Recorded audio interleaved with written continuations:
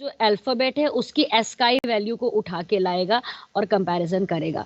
तो अगर उसकी एस्काई वैल्यू 65 से 90 के बीच होगी तो वो अपर केस प्रिंट कर देगा। Is it all right? Yes ma'am. Okay, अच्छा आगे क्या लिखें बताओ?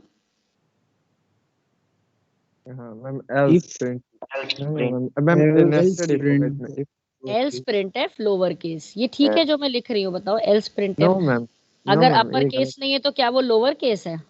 नो नो मैम, और भी हो सकता है, इसमें इफ लगाना पड़ेगा।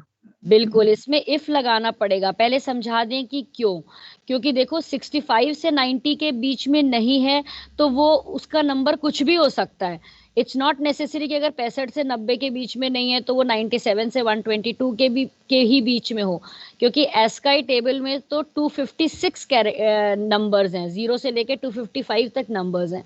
तो हमें चेक करना पड़ेगा। देखो कैरेक्टर का मतलब होता है कि कुछ भी single value, it can be an alphabet, it can be a digit, it can be a special symbol, कुछ भी हो सकता है। तो जब मैं ऐसा कहती हूँ ना कि scanf percent c ampersand x, मैंने तो अपनी तरफ से समझदारी करके ये लिख दिया है कि एंटर एन अल्फाबेट, और 99% लोग अल्फाबेट ही डालेंगे।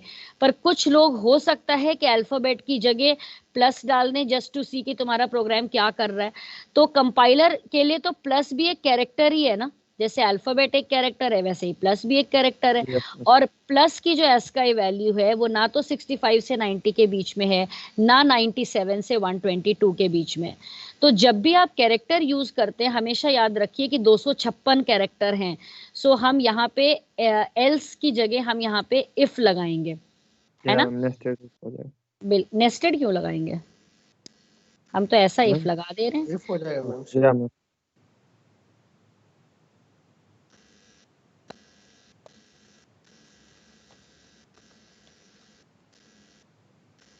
मैम एक बार और बता दीजिए। एक बार और बता। सो गए थे बीच में, है ना? No ma'am. नहीं सोए थे? अच्छा नो मैम। ओके, नहीं सोए थे तो चलो कोई बात नहीं, I will tell you again. देखो मैंने यहाँ से, देखो ध्यान से, मैंने अल्फाबेट इनपुट कराया यूजर से, मैंने बड़ी समझदारी से और बहुत ध्यान रखते हुए लिखा है कि एंटर एन अल्फाबेट, और 99% लोग अल्फाबेट ही डालेंगे। जो अल्फाबेट डालेंगे वो किस में स्टोर हो जाएगा? एक्स में। अब मुझे पता लगाना है कि ये एक्स जो है अपर केस है कि लोअर केस। अब मुझे क्या पता है अपर केस लोअर केस के बारे में, कि अपर केस अल्फाबेट 65 से 90 के बीच में होते हैं और लोअर केस 97 से 122 के बीच में होते हैं। इसी चीज का फायदा उठाते हुए मैंने ये स्टेटमेंट लिखा है, अगर x greater than equal to 65 है and x less than equal to 90 है तो प्रिंटफ कर दो अपर केस। ठीक। अब देखो कंपाइलर के लिए तो x के अंदर अल्फाबेट है, अब तुम अल्फाबेट को 65 से कंपेयर करने के लिए कह रहे हो, कोई अल्फाबेट अल्फाबेट से ही तो कंपेयर हो सकता है ना, मतलब दो अलग अलग चीजों का कंपैरिजन तो नहीं हो सकता। तो कंपाइलर अपने आप जैसे ही देखेगा कि आप एक नंबर के साथ कंपेयर करा रहे हैं, वो अल्फाबेट की जगह उसका एस्काई वैल्यू जो कि इंटीजर होता है उसको उठाएगा। ठीक है, तो लेट्स से कि x में आपने, सपोज x में आपने b डाला हुआ था, कैपिटल B, तो कैपिटल B की एस्काई वैल्यू कितनी होती है? 66। तो देखो अपने आप कंपाइलर 66 उठाएगा। अब 66 तो देखो 65 और 90 के बीच में लाई करता है, इट इज ट्रू, इसलिए प्रिंटफ अपर केस हो जाएगा। राइट, यहां तक क्लियर है? अब मैंने ये पूछा कि यस मैम। अब मैंने ये पूछा कि लोअर केस के लिए क्या करोगे, तो कुछ लोगों ने कहा कि हम ऐसा लिख देंगे S else printf lower case. तो मैंने ये कहा कि अगर वो अपर केस नहीं है तो इट इज नॉट गारंटीड कि वो लोअर केस हो। उसका क्या रीजन है कि जब हम किसी वेरिएबल को कैरेक्टर डिक्लेयर करते हैं तो कैरेक्टर का मतलब होता है सिंगल वैल्यू, जो कि एक अल्फाबेट भी हो सकती है, एक डिजिट भी हो सकती है, एक स्पेशल सिंबल भी हो सकता है। राइट, तो अगर तुमने ये लिखा एंटर एन अल्फाबेट तो 99% लोग अल्फाबेट ही डालेंगे। पर मान लो किसी ने प्लस डाल दिया, तो प्लस भी तो एक कैरेक्टर ही होता है ना, तो कंप्यूटर तो उसको स्टोर करा लेगा। कंपाइलर के लिए it's not an error, it's perfectly all right. एक कैरेक्टर आया है, कैरेक्टर को उसने एक्स में डाल दिया। अब ये जो प्लस है ये अल्फाबेट तो है नहीं, इसलिए 65 से 90 के बीच में लाई नहीं करेगा, तो इसका आंसर आ जाएगा लोअर केस। तो आंसर गलत आ गया, प्लस के लिए लोअर केस थोड़ी ना आना चाहिए था, राइट। तो मैंने फिर ये कहा कि आप यहाँ एल्स लगाकर नहीं छोड़ सकते, आपको चेक करना पड़ेगा। तो हम लोगों ने सोचा कि चलो चेक करते हैं, और हमने ये वाली चीज लिखी, ये वाली चीज कि अगर x greater than equal to 97 है and x less than equal to 122 है तो प्रिंटफ कर दो लोअर केस, नहीं तो प्रिंटफ कर दो, क्या प्रिंटफ कराएं, not ma'am an not alphabet. Alphabet. अब जो भी बच्चे इस क्लास में हैं जरा देख के बताओ और मेरे प्रोग्राम की का एरर बताओ मुझे। मैम मैम वो जो एल्स लगाए हैं वो पता नहीं किस इफ का है। वेरी गुड, तो क्या करना चाहिए मुझे, एलसिफ मैम उनको बताना चाहिए कौन से एल्सिफ if। लगाना चाहिए, बिल्कुल सिर्फ लगा दीजिए।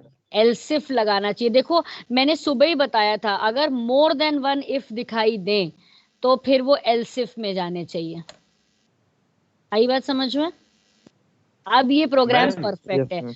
एक मिनट, अगर मैं इस एल्स को नहीं लगाती और अगर ये कंडीशन फेल होती या अगर फेल नहीं भी होती तो भी वो यहाँ जाता, अगर ये कंडीशन फेल होती तो ये वाला आंसर भी आ जाता।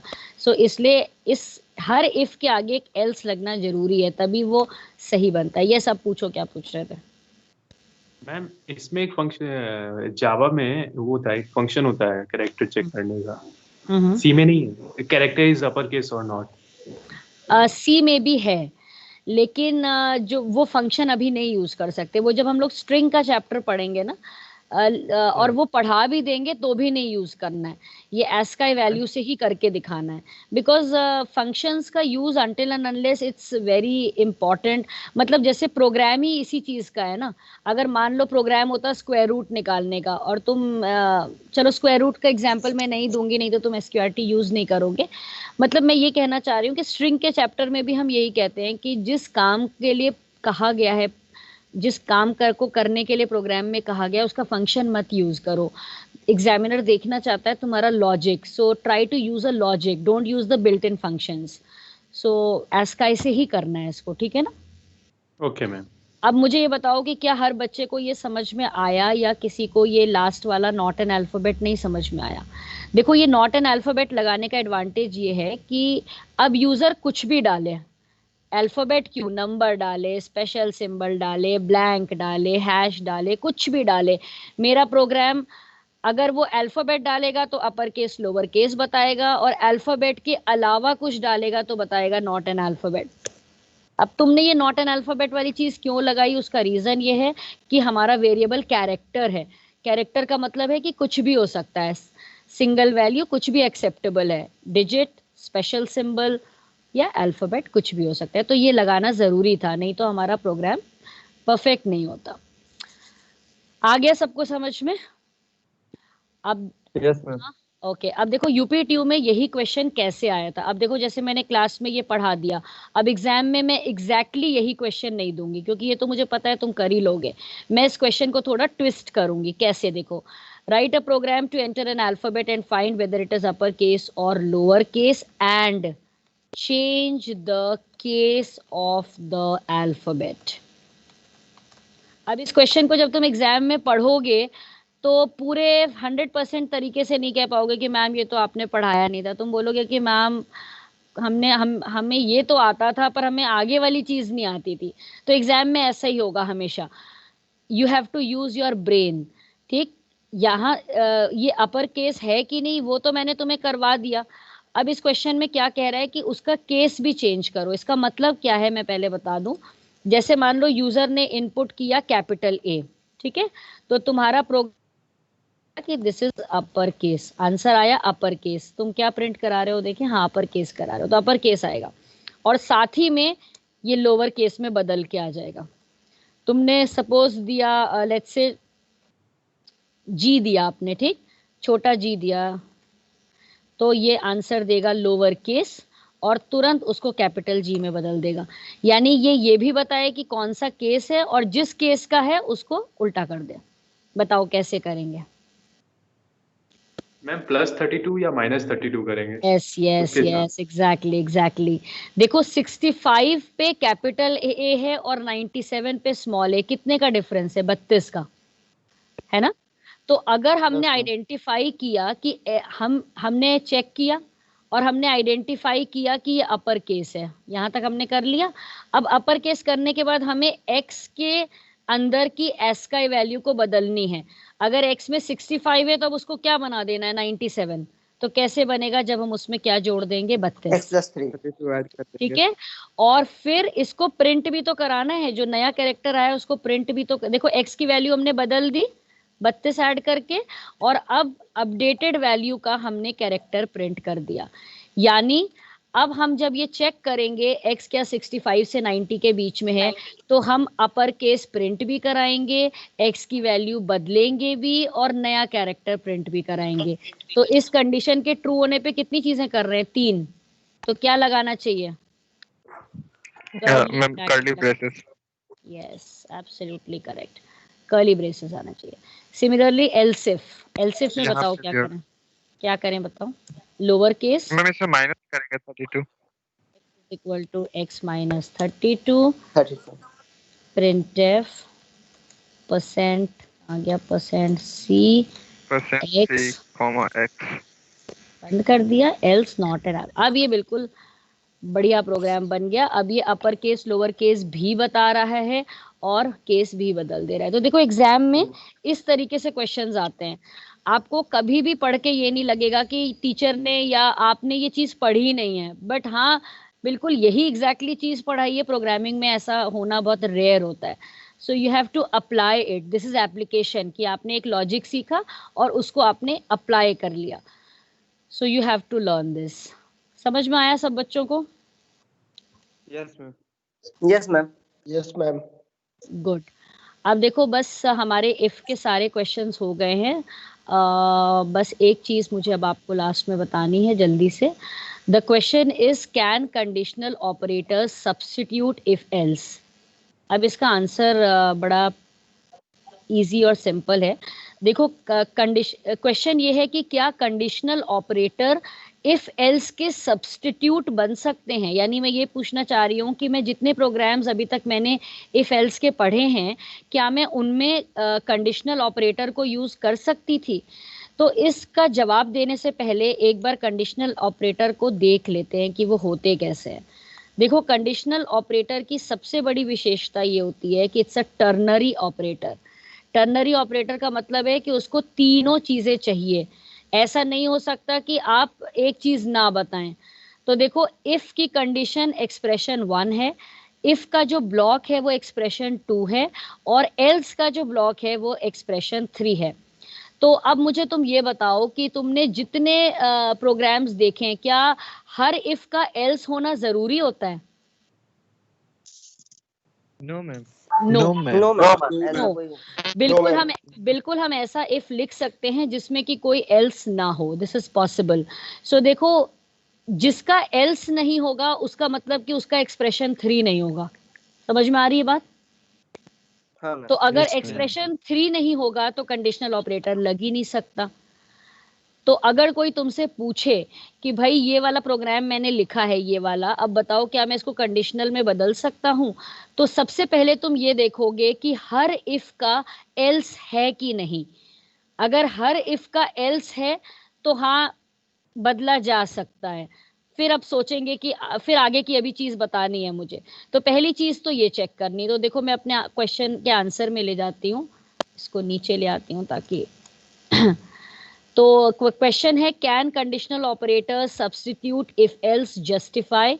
तो पहला आंसर का जो पहला पॉइंट है वो ये है, conditional operators can substitute if else provided each if has else.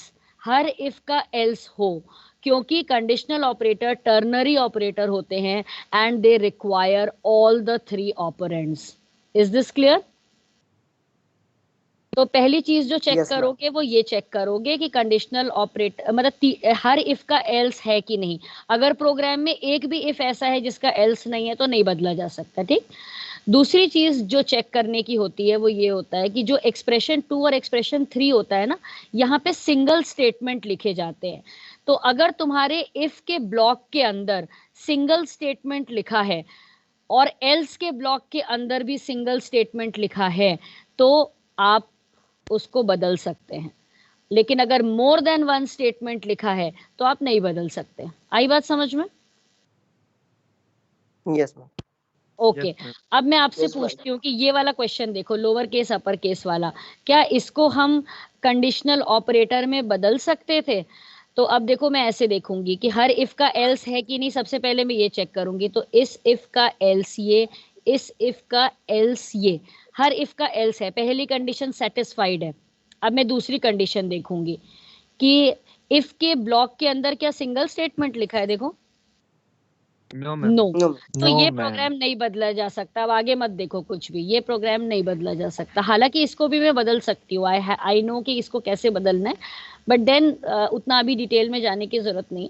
तो आउटराइटली तुम बोल दोगे कि नहीं नहीं ये प्रोग्राम नहीं बदला जा सकता। क्यों? क्योंकि हर इफ का एल्स तो है लेकिन इफ के ब्लॉक में सिंगल स्टेटमेंट नहीं है। अब चलो फटाफट मैं प्रोग्राम्स दिखाती चलती हूँ और तुम मुझे बताओ कि कंडीशनल लगा सकते हो कि नहीं। ये वाला प्रोग्राम देखो, इसमें कंडीशनल लग सकता है कि नहीं? यस लग मैम। सकता है Yes. क्योंकि इफ का एल्स Yes, है ma'am. और इफ के अंदर Yes, सिंगल और स्टेटमेंट। single बिल्कुल। single इसका बताओ, statement. इसका बताओ। Yes ma'am. Yes, ma'am. इसमें भी हो जाएगा। हाँ मैम, इसमें भी बिल्कुल Single लग, statement है, if का else भी है। बिल्कुल। इसमें देखो नंबर इज पॉजिटिव और नेगेटिव, या मैम। हाँ लग मैम, इसमें भी सकता है। चलेगा। अच्छा, इसमें बताओ salary of an employee. No no. Ma'am, इसमें नहीं। इसमें नहीं लगेगा मैम। if का तो else है लेकिन single operator नहीं है, दो वेरी statement गुड, है। Very good. Largest among 3 numbers, yes ma'am. Yes ma'am. Yes ma'am. बिल्कुल लग सकता है। Percentage of a student, no ma'am. हाँ यस मैम, नहीं। लग सकता है। बिल्कुल लग सकता है। लगेगा बिल्कुल। मैम, लगेगा। हर इफ का एल्स है और हर के अंदर है सिंगल और एक ही line. Statement. Leap year, no ma'am. No ma'am. No. Yes ma'am. Yes. Yes ma'am, लगेगा, क्यों नहीं नहीं लगेगा? लग इसमें भी लग सकता। सकता है मैम। इसमें भी नहीं लग सकता क्योंकि मोर देन वन स्टेटमेंट है। लेकिन इसको लिखने का एक और तरीका है जो कि मैं अगली क्लास में बताऊंगी। अगर वैसे लिख दें तो कर सकते हैं। तो अगर इस तरीके से प्रोग्राम लिखा है तो ऑब्वियसली वी कांट डू, लेकिन एक और तरीका है, उस हिसाब से कर सकते हैं। तो आपको समझ में आया है ये? और ये बताओ क्वाड्रेटिक वाले को भी नहीं लिख सकते, है ना? क्योंकि एल्स में इतना सारा कुछ है, नहीं लिख सकते। सो देखो ये है इसका डिफरेंस। इसीलिए कंडीशनल ऑपरेटर से हर क्वेश्चन नहीं हो सकता, बिकॉज कंडीशनल ऑपरेटर के तो ये है, चेक करना पड़ेगा। अब देखो ये 3 प्रोग्राम है जो मैं अगली क्लास में बताऊंगी कि लीप ईयर कैसे, ये बहुत पूछा जाता है लीप ईयर वाला। कहाँ गया लीप ईयर? ये 10th क्वेश्चन। ये अक्सर आता है कि या तो कंडीशनल ऑपरेटर बोलेंगे या टर्नरी ऑपरेटर बोलेंगे। तो ये तीनों क्वेश्चंस मैं अगली क्लास में करवाऊंगी। करवाने के बाद हमारा इफ एल्स खत्म होगा एंड स्विच केस शुरू होगा। So I will just stop over here. I am downloading your attendance.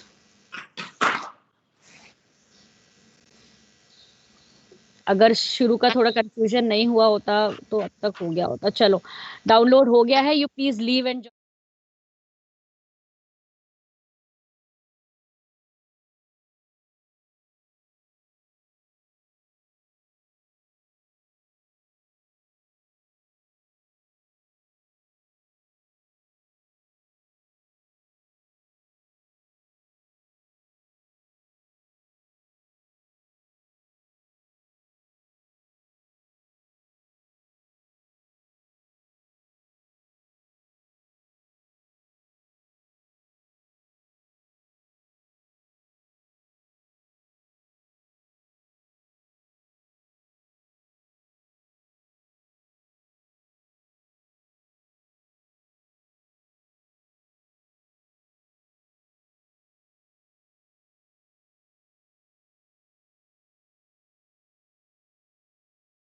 ठीक है,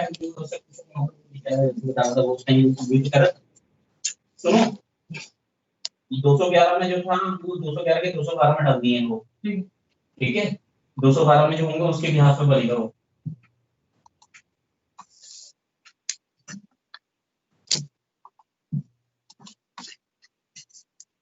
अजी अभी हमारी जो मॉर्निंग में क्लास थी ना, तुम लोगों ने कुछ टॉपिक स्टार्ट किया था thin film interference. Okay, thin film क्या होती है? What is a thin film? A thin film is a layer of material with thickness in the sub-nanometers to micro range. Sir ये क्लास एएम में लगी हुई है कोई बात नहीं, सर, तो कैलेंडर में शो ही नहीं कर रहा है, पता ही नहीं चलेगा कुछ बच्चों को। तो शो नहीं करेगी। सबसे ऊपर है ना टॉप पे, तो नीचे नहीं दिखा रहा है टाइम के हिसाब से। एक मैं इसको एडिट कर देता हूँ। अक्षय को कहता हूँ नीचे आने के लिए कह दूंगा, तो तू भी कह रहा है उससे कहाँ पर कोऑर्डिनेट करना है, उसे नीचे पढ़ाते हुए जब शेप इससे क्या होगा ना, अब शेप करके ले आएंगे कितने लोग इसमें थे, उसे बता देना। एक रूम में यहाँ पर भी चेंज हुआ है, तो इसका एक बता लेके आया है वो वहाँ पर, ठीक है, वो मीटिंग करा देगा, उनका फोन कर दो। Anybody else who can tell what is a thin film? Thin film क्या होता है बेटा? किसके लिए? डेटा कलेक्ट करने वाली। थिन फिल्म क्या होती है? Sir, a thin film is a layer of material which thickness in nanometer. Okay sir उसकी दो साइड की दो सरफेसेस होती हैं सर। ये जो है ना, ये यहाँ से क्या? Thin film is a natural phenomena in which light waves reflected by upper and lower boundaries. तो हम लोग थिन फिल्म के बारे में बात कर रहे थे ना, तो आपसे मैंने एग्जांपल दिया था कि लोग मूवी को फिल्म क्यों बोलते हैं। सर मीटिंग 3-5 AM का बनाए हुए हैं सर। IBM आ रहा है सर 3-5 AM का सर बनाए हुए मीटिंग। क्या चीज सर? होगा ठीक हो गया सर।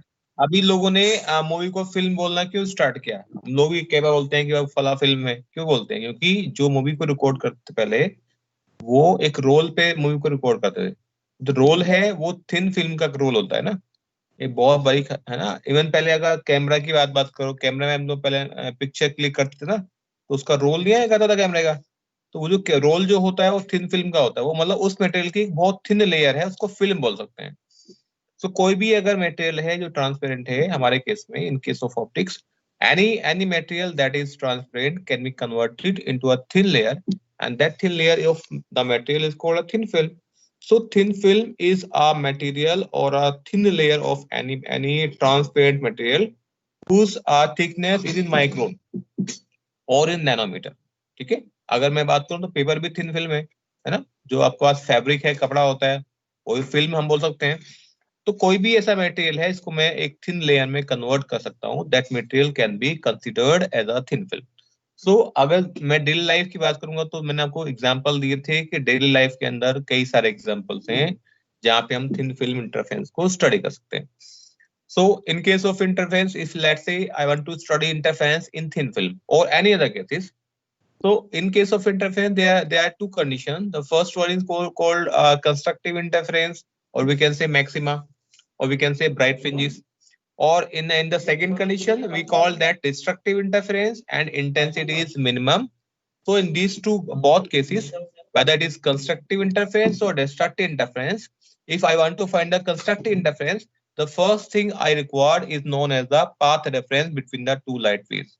अगर दो लाइट रेज में पाथ डिफरेंस है तो ही मैं कंस्ट्रक्टिव इंटरफेरेंस को फाइंड कर सकता हूं। तो कंस्ट्रक्टिव इंटरफेरेंस को फाइंड करने के लिए या इंटरफेरेंस को फाइंड करने के लिए पहले मुझे जो सोर्सेज से लाइट आती है उसके बीच में पाथ डिफरेंस को मुझे फाइंड करना होगा। सो for that case I have taken example of a thin film, and that film has to surfaces.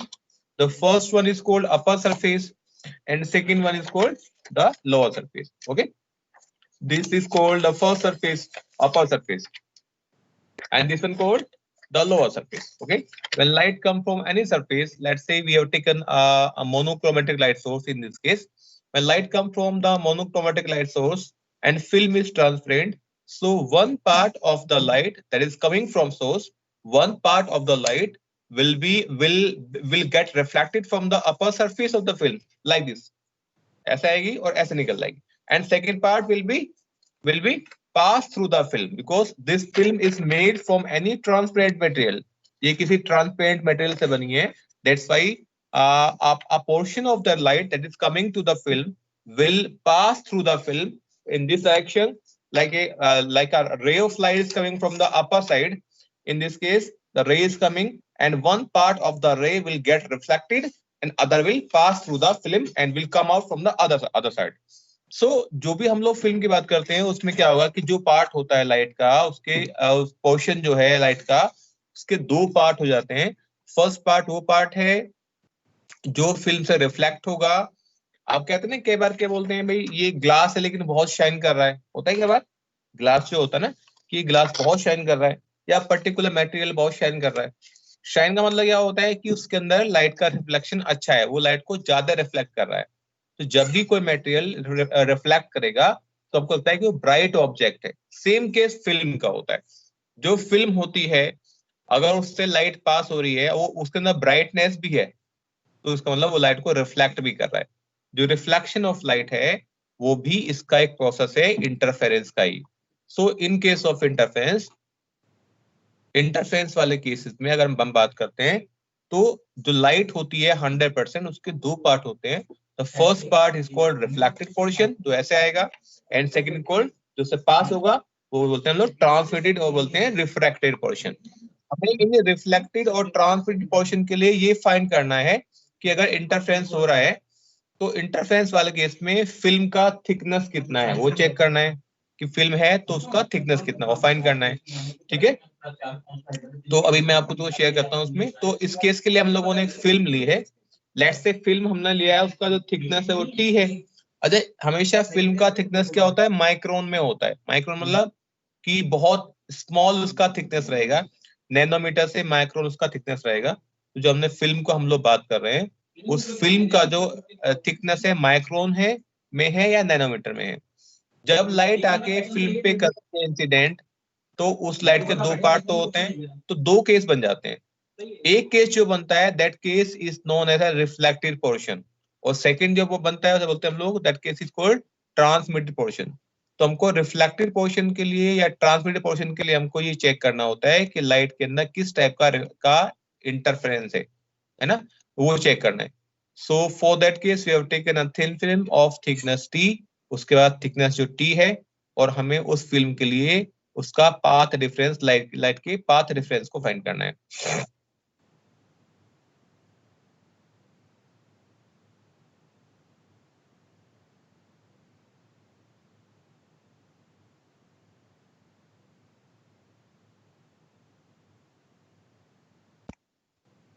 जी आपको विजिबल है कुछ? स्क्रीन शेयर हो गई है, इसका मतलब वो नहीं शेयर हो रहा है.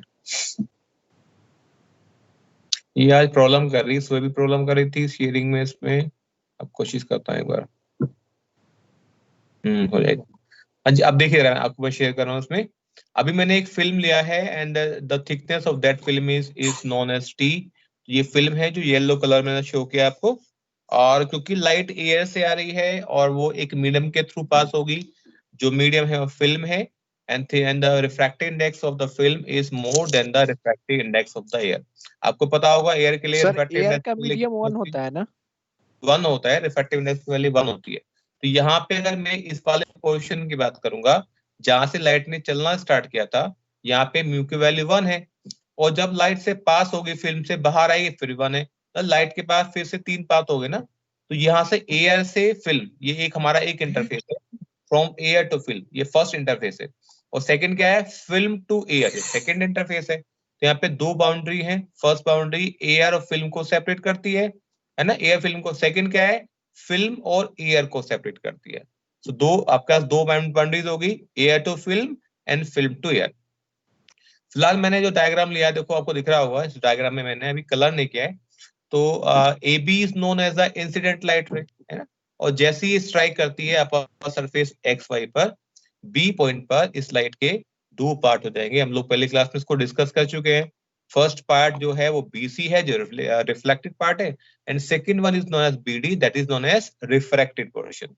तो जो BC वाला पोर्शन है वो तो ये है कि C टुवर्ड्स C है, यहाँ पे सी मैंने अपने कन्वेंस के लिए लिखा हुआ है। आल्दो क्या होता है कि जो रे होती है लाइट की, उसकी कोई भी लेंथ हम लोग ऑब्जर्व नहीं कर सकते। हम लोग ये नहीं बोल सकते हैं कि बीसी की एक वैल्यू है 10 मीटर, 20 मीटर, 10 सेंटीमीटर, क्योंकि सी जो पॉइंट है वो इनफाइनाइट पे है। ठीक है, क्योंकि जब मैं किसी लाइट की बात करता हूँ तो यहाँ पे जो लाइट आ रही है सी टुवर्ड्स सी जा रही है, सी इज नॉट एनी पॉइंट। हम रे को पॉइंट से शो कर ही नहीं सकते। तो मैंने अपने कन्वेंस के लिए सी लिखा है, अदरवाइज ये लाइट कहाँ पे जा रही है, ये टुवर्ड्स इनफाइनाइट जा रही है। ठीक है, जब बी पे आती तो सेकेंड पोर्शन जो फिल्म के अंदर है, क्योंकि ये था रेयर पोर्शन एयर में, अब फिल्म में आ गया, तो नेचुरल सी बात है कि टुवर्ड्स नॉर्मल बेंड होगी। बेंडिंग आपको नहीं दिख रही है, बेंडिंग होती है। तो यहाँ पे आने के बाद जब ये इस वाले इंटरफेस पे आएगी, ये फिल्म और एयर का इंटरफेस है, ये फिल्म है, डेंसर है, ये एयर है, ये जो इंटरफेस है, यहाँ फिर से इसके दो पार्ट होंगे। तो first part will be reflected towards E from the point D and that is called DE. और सेकंड क्या होता है, वो बाहर निकलेगा, अब डेंसर से रेयर में आ गया तो डी आर होगा। अगर आप देखें ये नॉर्मल से अवे जा रहा है, डी आर बोल सकते हैं। अब ई पॉइंट पे लाइट आ गई, पहले बी पे थी तो दो पार्ट हुए, अब डी पे थी तो दो पार्ट हुए, अब ई पे होंगी फिर से दो पार्ट होंगे। एक पार्ट तो रिफ्लेक्टेड होगा, एक पार्ट हमारा है ये ट्रांसमिटेड। तो यहाँ पे अभी मैं इसको आगे कंटिन्यू नहीं कर रहा हूँ। अगर आप देखें जो लाइट ए से स्टार्ट होती है उसके उसके दो पाथ हो गए। First one is A B C, C is called reflected portion. A से स्टार्ट हुई बी पर, बी से सी पर, तो सी क्या हमारा रिफ्लेक्टेड पोर्शन है। दूसरा क्या है, A B D E F, जो सेकंड वाला पाथ है अगर आप देखें वो फर्स्ट वाले पाथ से बड़ा है, तो लाइट ने जो सेकंड पाथ फॉलो किया है A B D E F, ये पाथ जो है बड़ा है फर्स्ट वाले पाथ से। और इंटरफेरेंस के लिए ये कंडीशन है, जब ये लाइट एक सोर्स से चलती है, किसी एक सोर्स से, सिंगल सोर्स से चली और वो दो डिफरेंट पाथ फॉलो करती है, कहीं पे आके मर्ज हो रही है। लाइट ने चलना एक पॉइंट से स्टार्ट किया, लेकिन उसने दो डिफरेंट पाथ को फॉलो करके वो कहीं पे आके मर्ज हो रही है, तो उसमें पाथ डिफरेंस होगा। ऐसे केस में लोग इंटरफेरेंस को ऑब्जर्व कर सकते हैं।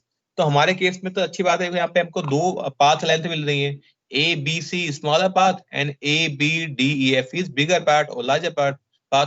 इसका जो डिफरेंस करेंगे हम लोग तो क्या होगा, A B plus B D plus D E plus E F minus A B और बी सी। अगर मैं इसका डिफरेंस करूंगा तो ए बी का जो पोर्शन है ना, जो ए बी पोर्शन है वो सेम पोर्शन है, वो कट जाएगा। तो B D plus E plus E F से माइनस करना है बी सी को। ठीक है, ये माइनस करना। बट प्रॉब्लम क्या है कि हम लोग लाइट की बात कर रहे हैं, मुझे यहाँ कहीं भी लाइट की लेंथ नहीं पता ना, या कहीं पता है, हमने कहीं मेंशन नहीं किया है लेंथ कितना है। तो मुझे इस केस में अगर पाथ रेफरेंस को निकालना है तो मुझे B D D E F और बी सी की वैल्यू चाहिए, कितने कितना सेंटीमीटर है। बस मेरे पास एक रेफरेंस ये है कि मेरे पास जो फिल्म है इसका थिकनेस है, that is called T, small T. So small t is the thickness of the film, and we can use small t to find the other sides. Like in this case, BDN. You can see a BDN is a right triangle. If you can see BDN, or we can say BND is a right triangle. अगर मुझे path difference निकालना है तो मुझे BD की value चाहिए, मुझे DE की वैल्यू चाहिए, मुझे EF की वैल्यू चाहिए। तो BD और DE और EF की वैल्यू चाहिए। तो ये जो BD है ये एक राइट ट्रायंगल की साइड आप देख लो, क्योंकि ये BD जो है राइट ट्रायंगल की साइड है, राइट ट्रायंगल है, मुझे एक क्वांटिटी एक लेंथ मालूम है। बताओ कौन सी लेंथ पता है मुझे, बोलना जा मुझे। ये इसमें मुझे ट्रायंगल BND में कौन सी लेंथ मुझे मालूम है, कौन सी बताओ।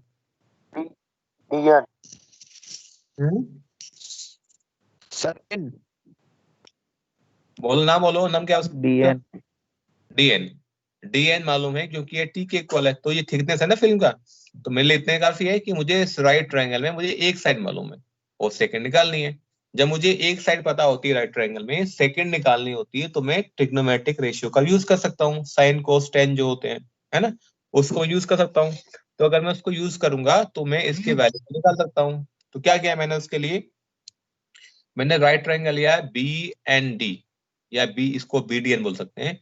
तो ये एंगल कितना I है, ये एंगल कितना R, इसे बोलते हैं एंगल ऑफ रिफ्रैक्शन, है ना, R है ये। अब चूंकि ये जो एंगल ऑफ रिफ्रैक्शन आप देखें, और यहाँ पे ये क्या है, ये परपेंडिकुलर है, जो डॉट लगा है ना, यहाँ भी ये परपेंडिकुलर, देखो दोनों परपेंडिकुलर है, ये परपेंडिकुलर है ये, और ये थर्ड लाइन से कट कर रहे थे, बोलते हैं ट्रांसवर्स। ये जो परपेंडिकुलर है पैरेलल होंगे, नेचुरल सी बात है, और ये थर्ड ट्रांसफर है। इसका मतलब जो एंगल आर है ना, ये वाला आर, ये आर, ये इसके इक्वल होगा, this angle is equals to this angle. क्या बोलते हैं इनको? इंटीरियर ऑल्टरनेट एंगल्स बोलते हैं। तो यहां से एक बात क्लियर है कि यह एंगल आर है वो एंगल इस आर के इक्वल है। मतलब जो मेरा ट्राइंगल था, ट्राइंगल बी डी एन, उस ट्राइंगल में मुझे एक एंगल आर भी मालूम है, उसकी वैल्यू आर है। ठीक है, एक तो आर एंगल पता है, दूसरा मुझे साइड पता है। तो अब तीन चीजें होती हैं मुझे इसके साइन कोस टेन के लिए, एक तो एंगल होता है, दो साइड्स होती हैं। तो मेरे को अब उसमें एक साइड पता है कितनी है, टी के इक्वल है, एंगल पता है आर है, और थर्ड साइड निकालनी है।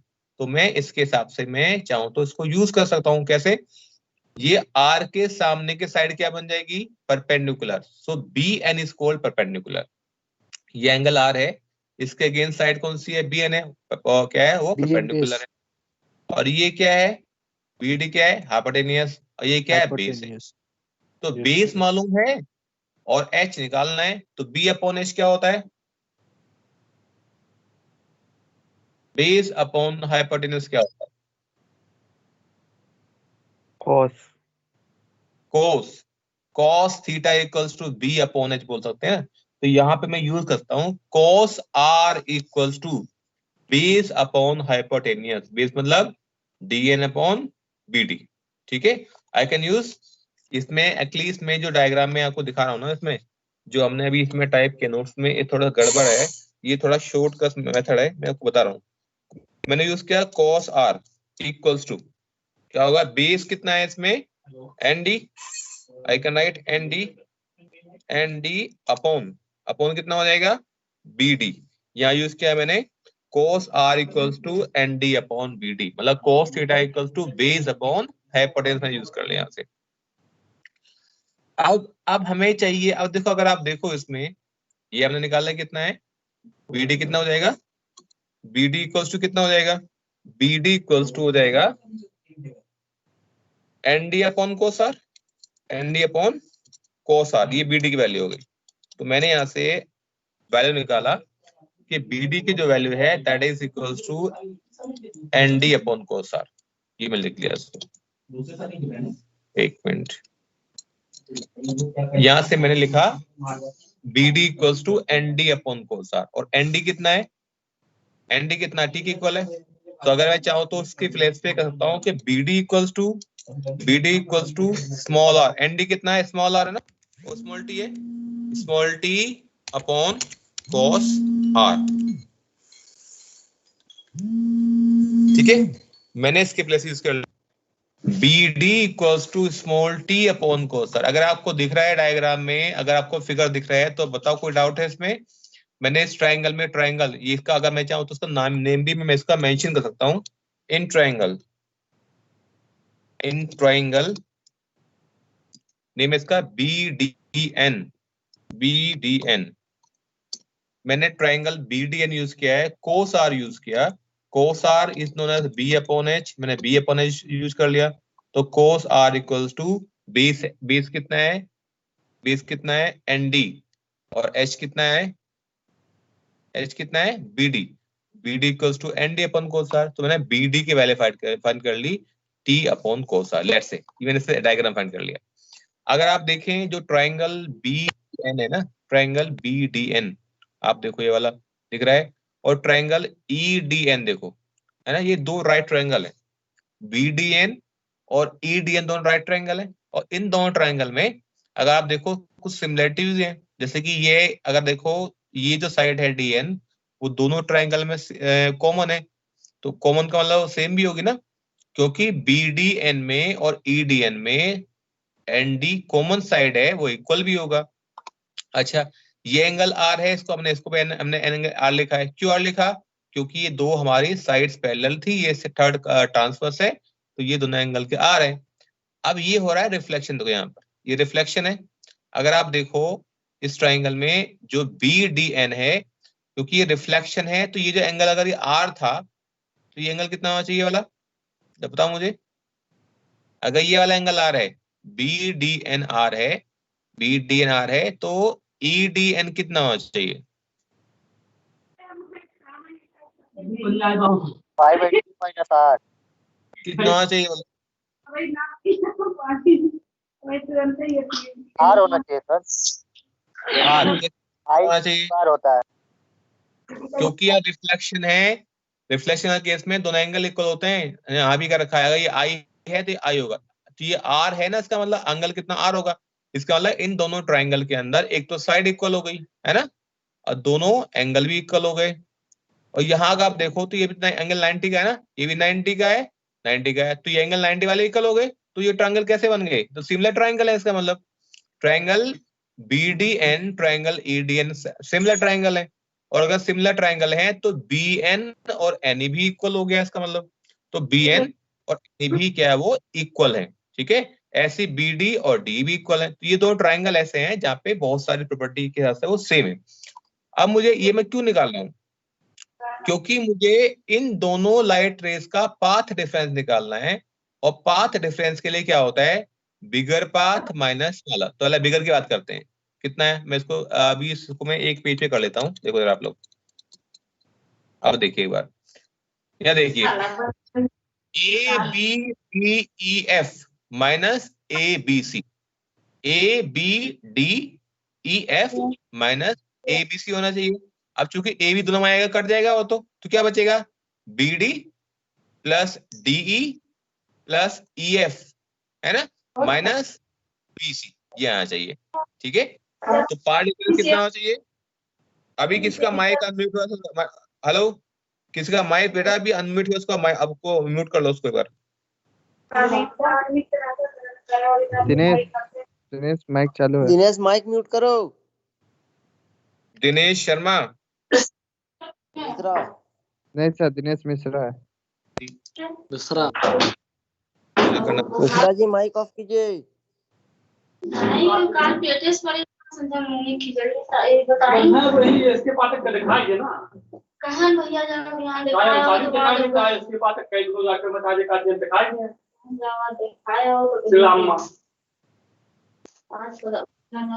आप ही कर दीजिए सर।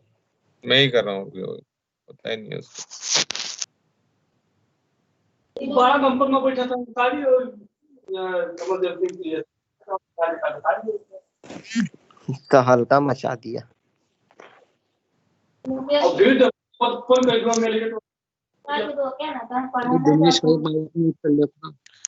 दिनेश माइक म्यूट कर भाई। म्यूट नहीं कर पा रहे थे, कुछ ऑप्शन कर लेंगे उसमें। कोई कॉल करके, हाँ कोई कॉल माइक करके नहीं हो रहा है। अरे मेन बात है, गाय गोरू रहने तो और भी दिक्कत हो जाला, या तो क्यों रहा देख करा वाला क्या होगा दिनेश? गाय चल गया सर, उसकी तबीयत बहुत खराब है सर। क्या हो गया? सर उसके पूरे शरीर में दर्द रहता है सर। हां चेकर वैसे स्थिति हो जाती चलिए कर रहे हैं। नहीं सही नहीं लेकिन पाता कैसे यहां पर देंगे भारी बात। म्यूट फील्ड आ रहा है इसमें, म्यूट भी नहीं हो पा रहा है, तो क्या है इसमें? दिले पाउलाया और गिराया माइक खोल के डाल। म्यूट भी नहीं हो रहा है, इसका कारण क्या है? सर ग्लिच हो गया होगा सर। नहीं, ये क्या है सर, आप ही कर दीजिए म्यूट सर। नहीं तो कर रहा हूँ उसको, म्यूट कर रहा हूँ मैं उसको, तो वो म्यूटिंग फेल आ रहा है। सर क्लास से निकाल दो उसे। लीव कर दीजिए इसे, अपने दोबारा ज्वाइन कर लेगा। चलिए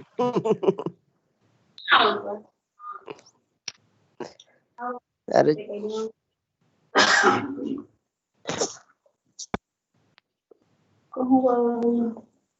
ये मूव नहीं हो रहा है मीटिंग से। हैक कर लिया सर इसने, फिर दिनेश ने लिया।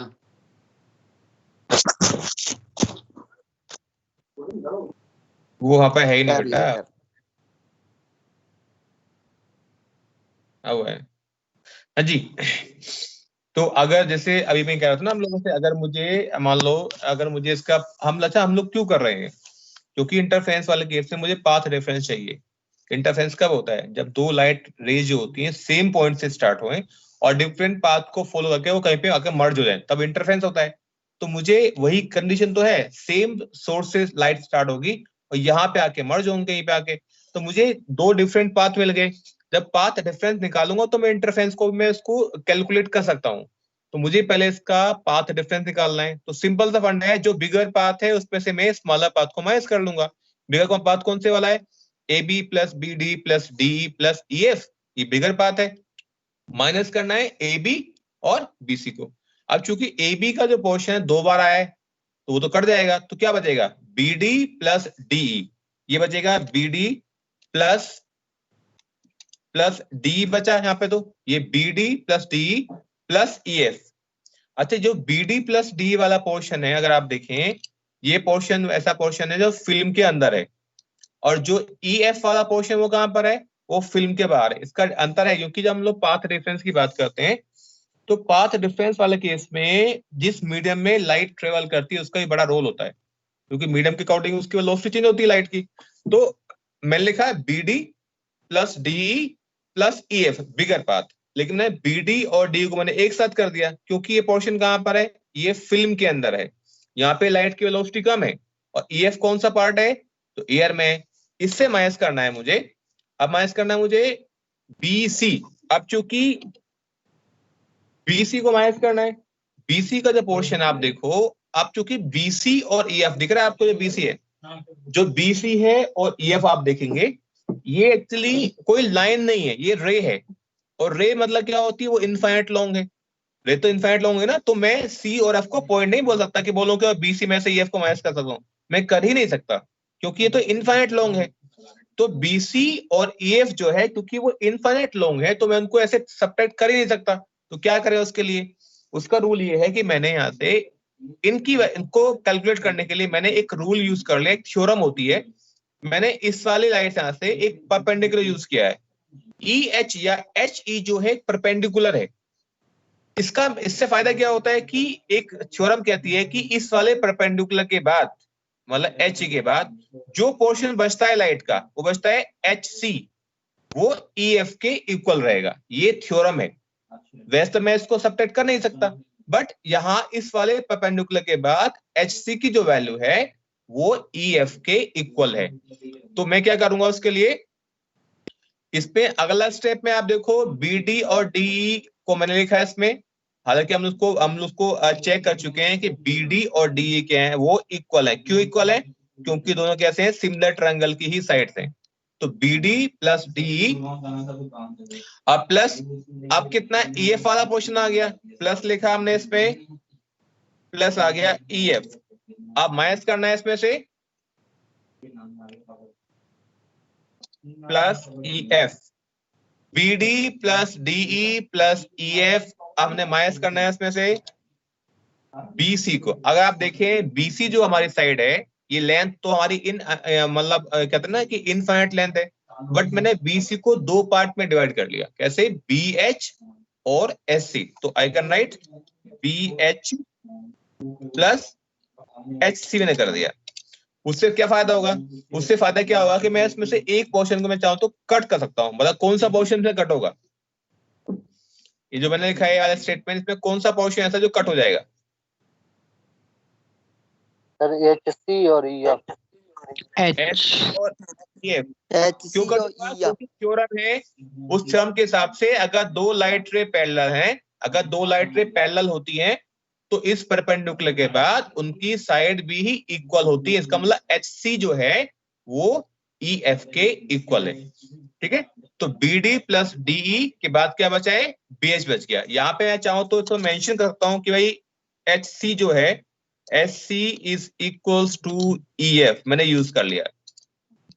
ठीक है, एच सी और ई एफ क्या है, वो इक्वल है, मैंने इसको मेंशन कर दिया यहाँ पर।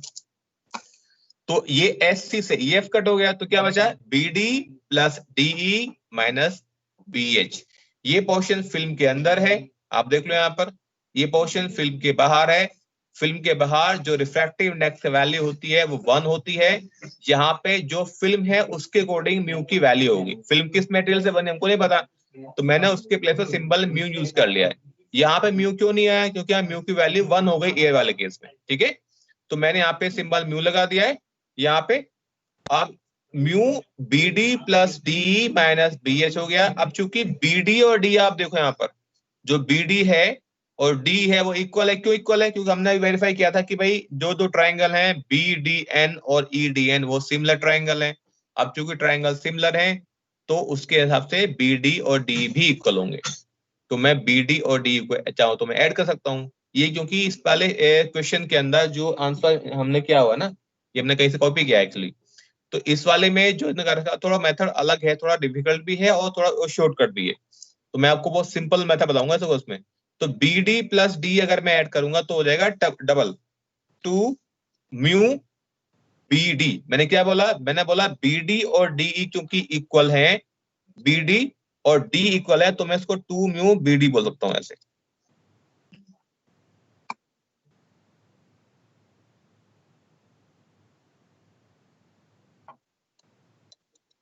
हाँ जी, माइनस क्या बचा? माइनस BH कर दिया। अब आप देखो इसमें ये वाला स्टेप जो कैसा है।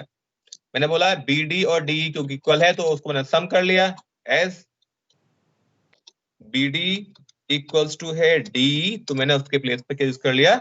मैंने 2 BD कर दिया, ठीक है। म्यू साथ रहेगा माइनस हमने किया BH। अब मुझे इस पूरे डायग्राम से, जो मेरा डायग्राम है, मुझे इस पूरे डायग्राम से BD और BH की मिल जाए वैल्यू, तो मैं इजिली पाथ डिफरेंस को निकाल सकता हूँ। मुझे चाहिए वैल्यू BD की और चाहिए BH की वैल्यू। तो BH कहाँ पे आ रहा है? देखो आप, BH आ रहा है इस ट्राइंगल में। ये ट्राइंगल कैसा है? राइट ट्राइंगल है, क्योंकि ये परपेंडिकुलर था। ये एंगल 90 का होगा, है ना। तो मुझे यहाँ से ये चाहिए, है ना, और BD कहाँ चाहिए? इस ट्राइंगल चाहिए। तो मैंने फिलहाल पहले मैं BD की बात करता हूँ, ये छोड़ देते हैं। तो अगर मैं पहले BD की बात करता हूँ तो BD क्या है? BD जो है एक राइट ट्राइंगल की साइड है।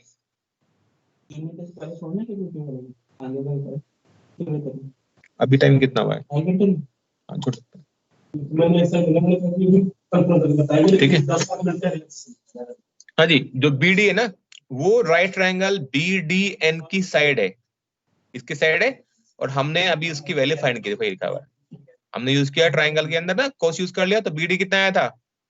T/cos R। मैंने मतलब इस सारे इक्वेशन में अगर मैं इसको फर्स्ट बोलूं तो फर्स्ट इक्वेशन में मैंने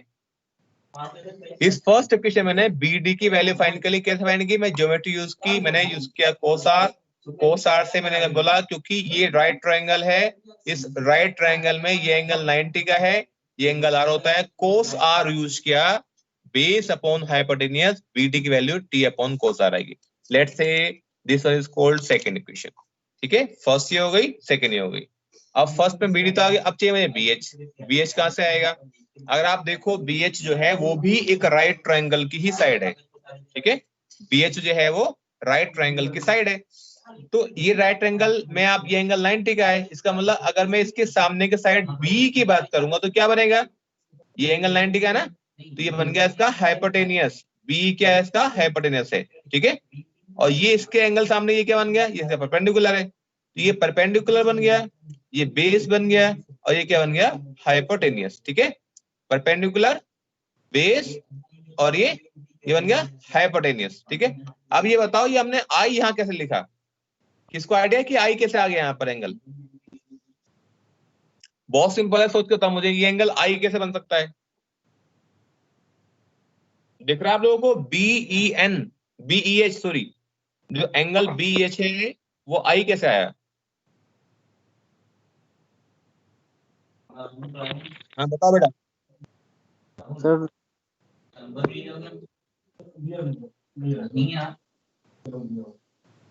देखो इधर आप लोग, जी के ये एंगल कितना है?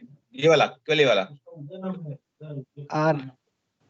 R नहीं है, ये R तो है इसको। मैंने कहा ये रिफ्लेक्शन में चला R बोलते हैं, लेकिन रिफ्लेक्शन दो एंगल इक्वल भी तो होते हैं। ये लॉ है रिफ्लेक्शन का ना, सेकंड लॉ, कि ये angle of incidence is equals to angle of reflection. तो मैं इसको I बोल सकता हूँ इस एंगल को। ये आई हो गया ना, तो ये कितना बचा है वाला 90 माइनस आई 90 माइनस आई, ये कितना है 90, ऊपर वाला 90 और फिर आई वो। ये 90 माइनस आई, ये कितना बचा आई, ठीक है। ये राइट ट्रायंगल है, आई ऐसे आ गया। तो अब इस राइट ट्रायंगल में ये हाइपोटेन्यूस है, ये परपेंडिकुलर है, ये बेस है, मुझे BH की वैल्यू चाहिए, BH की वैल्यू चाहिए। तो यहाँ 3 साइड है, अगर मैं रेशियो लूंगा इसका और इसका तो बनेगा 10। 10 क्या होता है, 10 होता है परपेंडिकुलर अपॉन बेस, है ना। प्रॉब्लम क्या है कि अगर मैं 10 यूज करूंगा तो ना मुझे ये पता है ना मुझे ये पता है, तो अब बचे 2 साइड वाली। ये परपेंडिकुलर अपॉन हाइपोटेन्यूस क्या, P अपॉन H क्या होता है, वो होता है cos। ये और ये क्या होता है, ये होता है cos, मतलब P अपॉन H cos बोलते हैं। लेकिन प्रॉब्लम फिर से आ गई, ये तो हमको फाइंड करना है, हमको ये भी नहीं पता है, या पता है, बता दो साइड, ये पता है कि हमको साइड कितनी होगी वाली, या हम इसको निकाल सकते हैं, BE की वैल्यू हम चाहे निकाल सकते हैं क्या, जरा सोच के बताओ मुझे एक बार।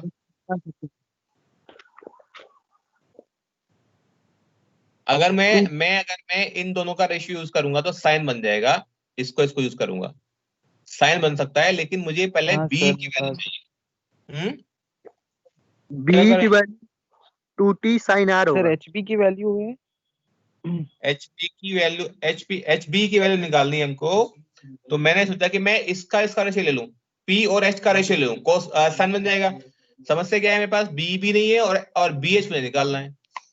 देखो जो B है ना, जो B है, अगर उसका मिड पॉइंट N है, क्यों मिड पॉइंट है, क्योंकि दोनों ट्रायंगल कैसे सिमिलर ट्रायंगल है वाले, तो N जो है B का मिड पॉइंट है, इसका मतलब BN और NE इक्वल है,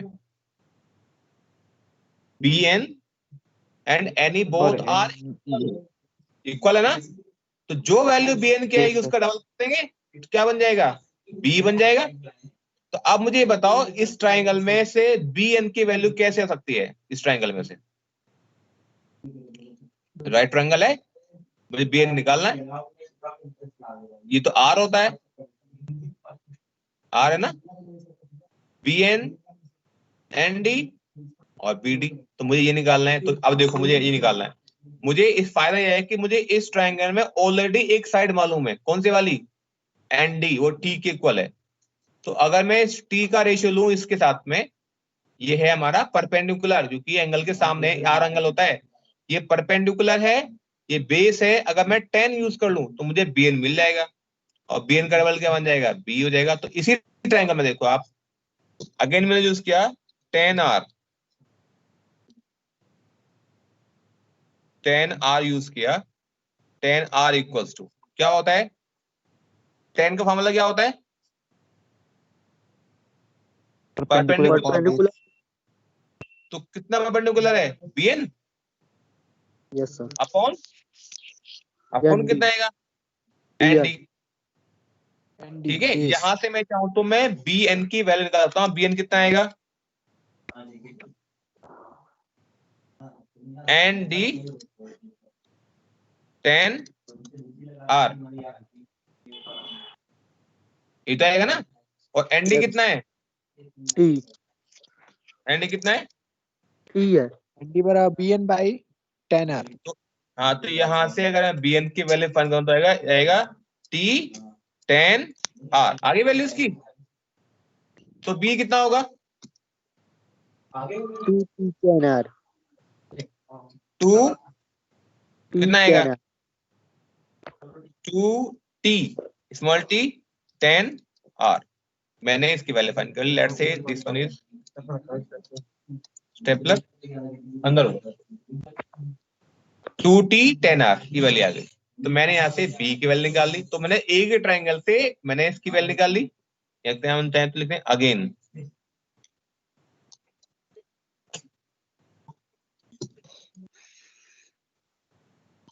ठीक है सर। अब देखिए आप लोग,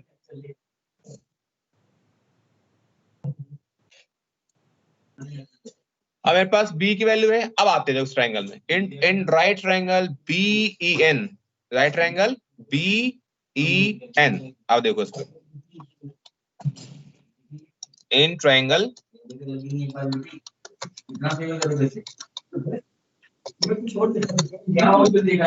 साइन आई। अब बताओ मुझे, इस ट्रायंगल से मुझे निकालना है ये साइड कितनी आ गई 2t tan r, ये निकालना है, ठीक है। ये है हमारा हाइपोटेनियस, ये है परपेंडिकुलर। साइन यूज किया तो फॉर्मूला क्या आएगा, साइन आई इक्वल्स टू क्या लिखूं बताओ जरा, मैं बोलिए। साइन आई इक्वल्स टू में लिखना क्या लिखूं,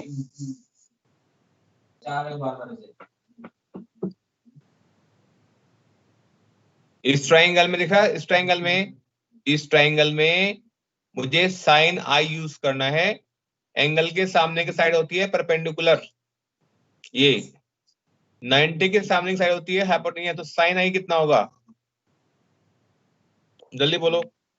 BH upon BE। BH upon B। हाँ, BH अपॉन बी हो जाएगा। साइन आई क्या, तो BH अपॉन बी ये आएगा ना। और B कितना है, B कितना है 2T tan।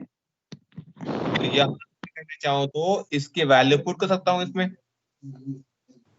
हम लोग क्या निकाल रहे हैं, हम लोग निकालना है BH की वैल्यू, ठीक है। हम BD निकाल चुके ना पहले, BH निकालना है, तो यहाँ से क्या आएगा, तो अब आएगा BH इक्वल टू, तो BH कितना हो गया, BE sin i। Sign i, ये बन गया, यहां से लोग देखिए, ठीक है। BH क्या लेंगे, B साइन आई। अब देखो जो हमने अभी जो ऊपर फर्स्ट वाले कितने इक्वेशन, उसमें देखो क्या है, उसमें एक तो वैल्यू है BD की, एक है वैल्यू BH की। BD हम निकाल चुके हैं, ये लिखा हुआ है, ये का फर्स्ट इक्वेशन, ये सेकंड में आ गया BD की वैल्यू, और BH हमने अब निकाल लिया, ये रहा BH की वैल्यू। इन दोनों वैल्यू को पुट कर देंगे, ठीक है। तो यहाँ लिखो, यहाँ पे लिखना है कि फोर्थ इक्वेशन से ये बन गई fourth equation, putting values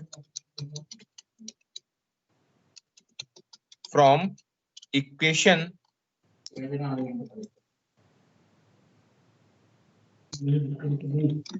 number, कौन कौन सी है, ये BD तो है सेकंड वाली, और ये है फोर्थ वाली, second and fourth, into equation number 1 we get. आज जो फर्स्ट वाली इक्वेशन और सेकंड वाली इक्वेशन देखो, BD है T अपॉन कोस R, और BH कितना है, वो है B साइन है। इन दोनों वैल्यूज को फर्स्ट में पुट करना है, तो कितना है, path difference equals to 2 mu BD, तो कितना हो जाएगा, पाथ डिफरेंस इक्वल्स टू कितना है, पहले कितना है 2 म्यू BD, तो पहले आएगा 2 म्यू, ये हमने कॉपी कर लिया यहां से, 2 म्यू BD, और BD कितना है, BD है कितना है, BD की वैल्यू ये लिखा है T अपॉन कोस R, यहाँ पुट कर देंगे BD की वैल्यू, BD की प्लेस पे आ गया BD की value T upon cos R, ये आ गया। अब बता BH, अब BH कितना आया था, BH है BE साइन आई, तो यहाँ इसकी वैल्यू पुट कर देंगे, ये हो गया, ये हमने वैल्यू पुट कर दिया। तो इसमें अगर देखें जो BE है उसकी वैल्यू भी हम लोग निकाल चुके हैं। B कितना आया था, कितना है B 2T tan R, इसकी वैल्यू पुट कर देंगे यहाँ पर, तो ये तीनों वैल्यू पुट करने के बाद ये आएगा 2T, यहाँ पर आंसर आ गया 2 mu T upon cos R minus 2T tan R sine i, ये हम पर इसका फाइनल, इसका रिजल्ट आ गया। हमने पाथ डिफरेंस की वैल्यू को फाइंड कर लिया। अगर मैं चाहूं तो उसको आगे भी सोल्व कर सकता हूँ। tan का मतलब होता है साइन अपॉन कॉस, इसको सोल्व करेंगे, जो सोल्व करेंगे इसका जो आंसर आएगा वही इसका पाथ डिफरेंस होगा, हम लोग इसको निकाल सकते हैं यहाँ पर, ये इसका आंसर ये आना चाहिए। अभी इसमें एक स्टेप छूट गया है, मैं कर दूंगा उसको, ये वाला, ये सिंबल होता है पाथ डिफरेंस का, सिंबल यूज करते हैं, डेल्टा यूज कर सकते हैं इसके लिए। अगर मैं चाहूँ तो सिंबल डेल्टा लगा दिया यहाँ से, ठीक है। tan को यूज किया साइन अपन कोस R, कोस को बनेगा, इसको सोल्व करने का आंसर ये आएगा delta equals to 2 mu T cos R। इस पूरे डायग्राम में अगर आप देखो, मैंने आपको शॉर्ट कर इसका बताया मेथड, इजी भी है, समझना भी इजी है। बस हमने क्या फॉलो किया है, हम लोगों ने फॉलो किया है कि भाई जो पाथ डिफरेंस है वो निकालना है। आपके पास दो लाइट ट्रेन है, ए से लाइट चलना स्टार्ट करती है, सी और एफ से बाहर निकलती है। जो जो पाथ लाइट फॉलो कर रही है हम उसका डिफरेंस कर लेंगे।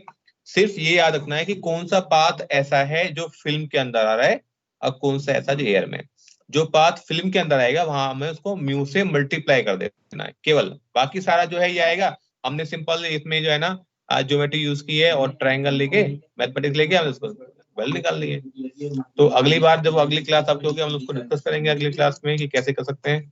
एग्जाम है क्योंकि ये क्वेश्चन एग्जाम में आने के चांस काफी होते हैं और इस पे बेस इसकी एप्लीकेशंस भी आती हैं, न्यूमेरिकल्स भी आते हैं। तो ये सबसे इंपॉर्टेंट टॉपिक है, फर्स्ट टॉपिक है इस चैप्टर का, लेकिन मोस्ट इंपॉर्टेंट है। क्यों मोस्ट बोला है? क्योंकि आगे जो क्वेश्चंस होंगे वहां हम लोग हर क्वेश्चन के अंदर हम लोग ये जो इसका फॉर्मूला ना ये बहुत इंपॉर्टेंट, इसको यूज करेंगे हर जगह हमें इसको यूज करना है। तो ये जो हमारा टॉपिक है ये फर्स्ट टॉपिक है, लेकिन आगे हर एक क्वेश्चन के अंदर हमें इसको यूज करना है।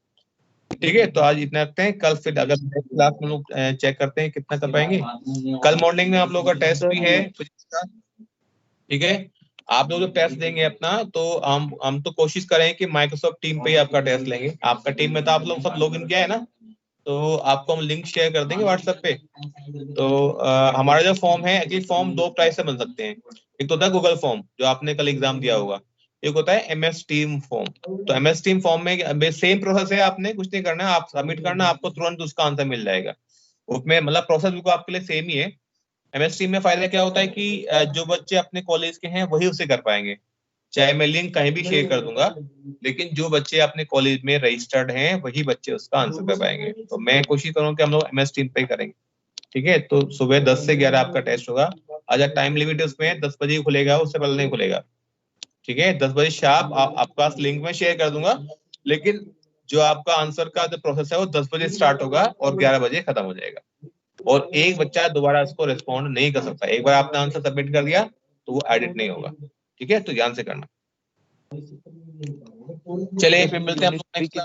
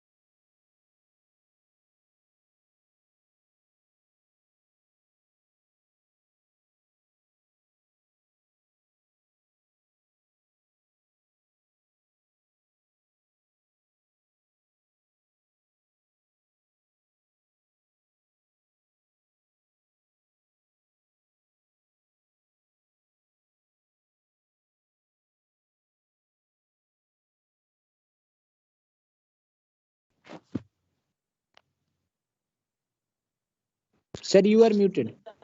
Good afternoon, sir.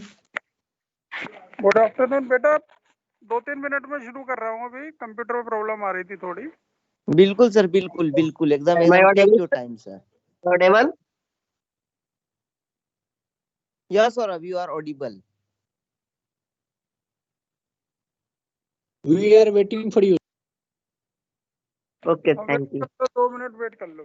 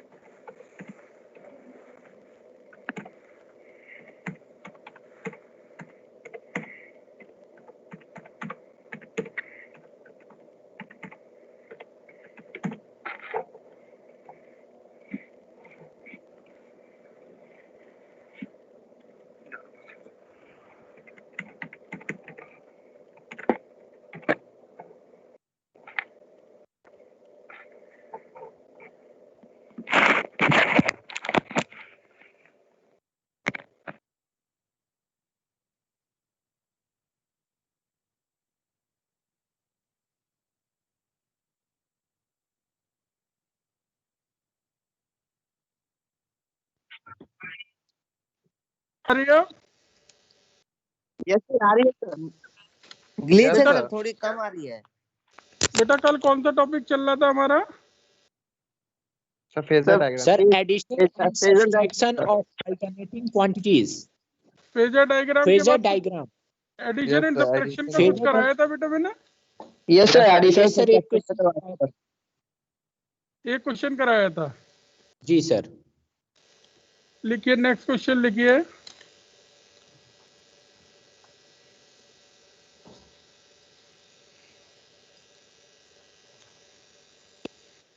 सर एक क्वेश्चन था सर, जो पीछे वाला आप करवाए थे वो छूट गया था सर, पूरा नहीं एक्सप्लेन हो पाया था। कौन सा वाला बताओ? सर वो 10√2 करके था ना सर, 10√2 साइन ओमेगा टी। कल वाला? Yes sir. तो एक बार आंसर फिर से इसको क्वेश्चन सर। मैं समझ गया, अभी कर रहा हूं।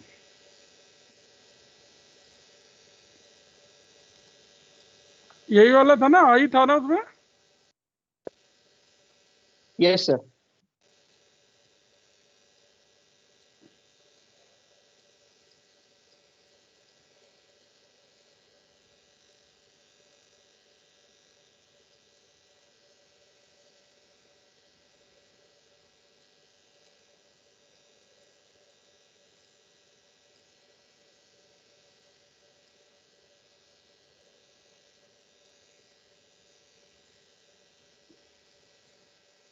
यही वाला क्वेश्चन था बेटा? यस सर, यही था। हाँ, हमने एक भी अभी इसका क्वेश्चन करा नहीं है क्या? ये सर किए हैं सर। तो क्या परेशानी आ रही है बेटा इसमें? तो मेरे से निकला नहीं सर, कुछ बच्चों से निकला था, कुछ पर नहीं निकला था। कोई बात नहीं। सबसे पहले क्या आएगा? ट्रिग्नोमेट्रिक फंक्शन सेम है तो चेंज करने की जरूरत नहीं होगी। 10 इक्वेशन क्या बनेगी? 10√2 cos 0 plus 5√2 cos degree -60। Values लगाओ बेटा। आंसर बताओ, जो नहीं कर पा रहे थे वो बताए अब इसका आंसर।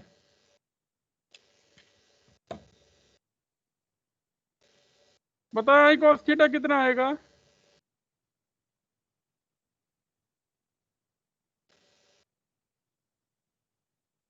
cos 0 की वैल्यू 1 हो जाएगी। cos 60 की कितनी होती है? 1/2। 1/2। 1/√2 कब से cos 45 और sin 45 बेटा 1/√2 होता है। 1/2 सर। अगर आप देखेंगे तो ये आ रहा होगा 17.67 के करीब बेटा।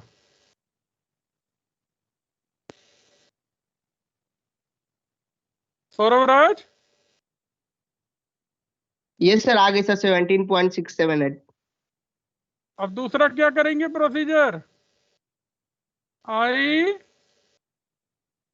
Sign theta is equal to 10√2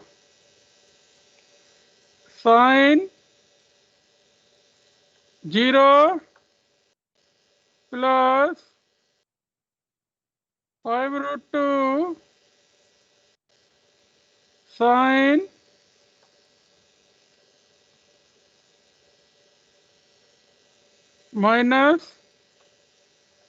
60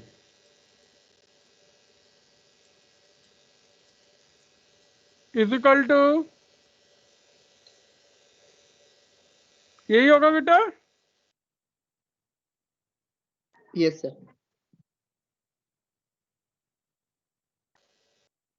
तो आई साइन थीटा कितना आएगा? ये आ रहा होगा आपका -6.12 -124 cos ओमेगा। 4। तो आपका रिजल्टेंट करंट आ रहा होगा बेटा I R max,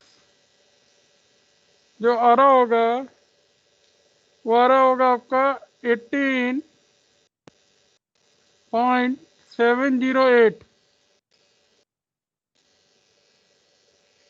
√of I cos theta square plus I sine theta square से निकाल लोगे बेटा। यस √a² प्लस b² वाला सर। और फाई जो इसका रिजल्टेंट आ रहा होगा वो आ रहा होगा -19.1 डिग्री।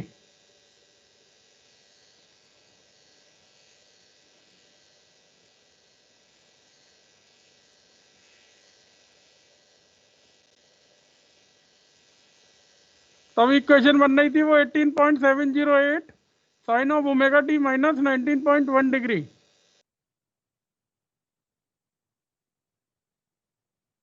Yes sir.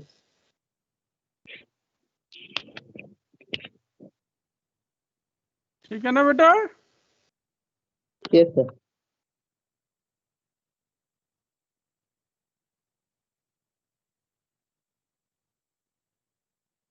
आया ये समझ में? यस सर आ गई सर।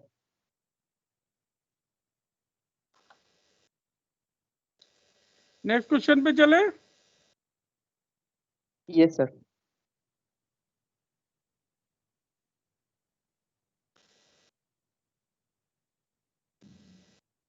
नेक्स्ट क्वेश्चन,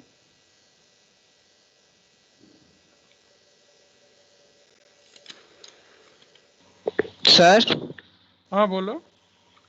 एक क्वेश्चन पूछना था। बोलो।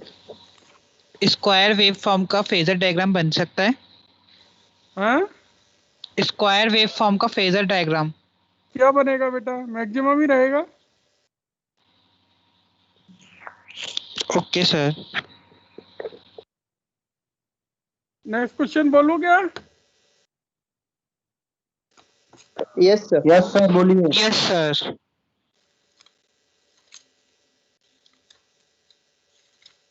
लिखिए, calculate the resultant voltage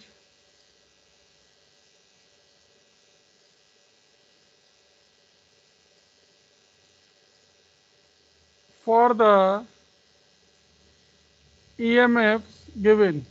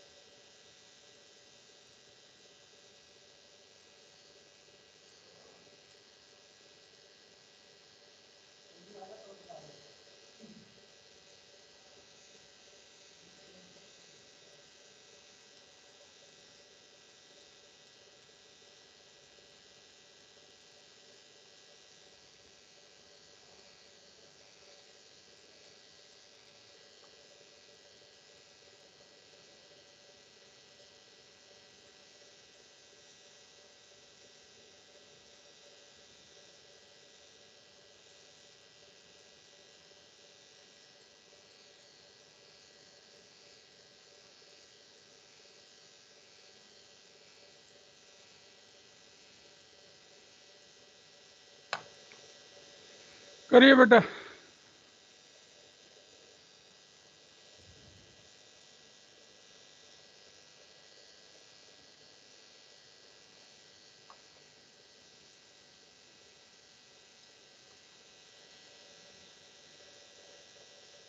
resultant voltage निकालना है आपको। वोल्टेजेस ये दे रखे हैं आपको। करिए, मैं वेट कर रहा हूँ आपका आंसर का।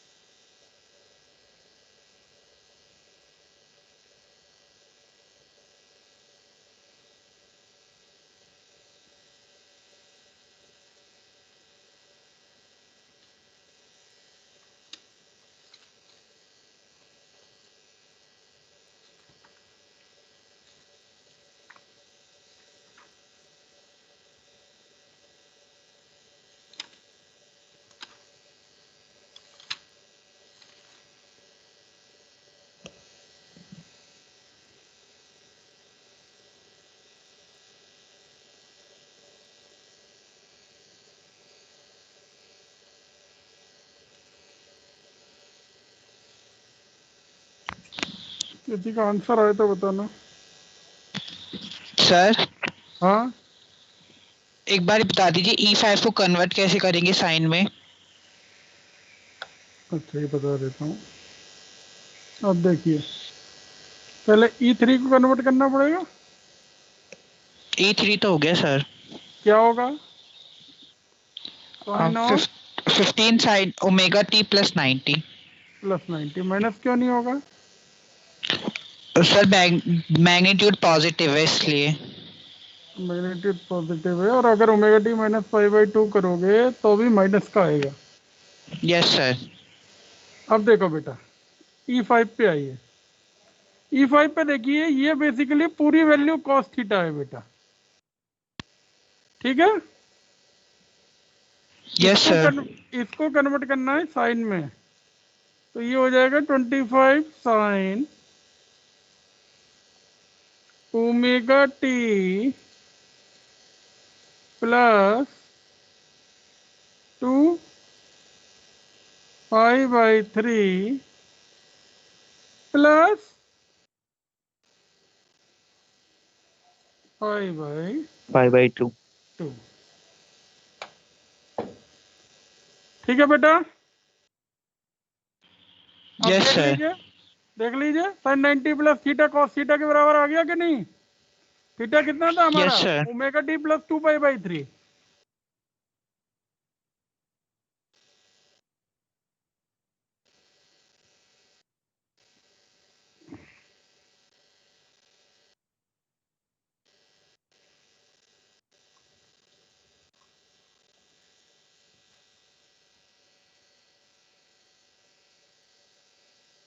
अब करिए।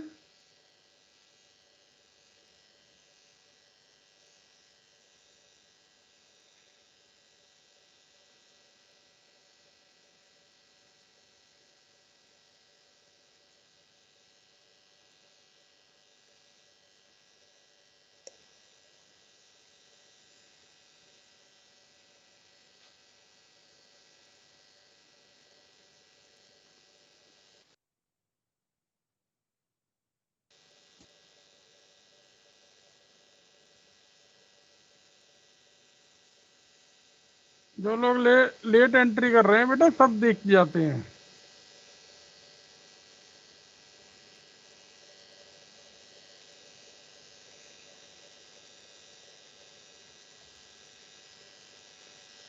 अब किसी का आंसर आए तो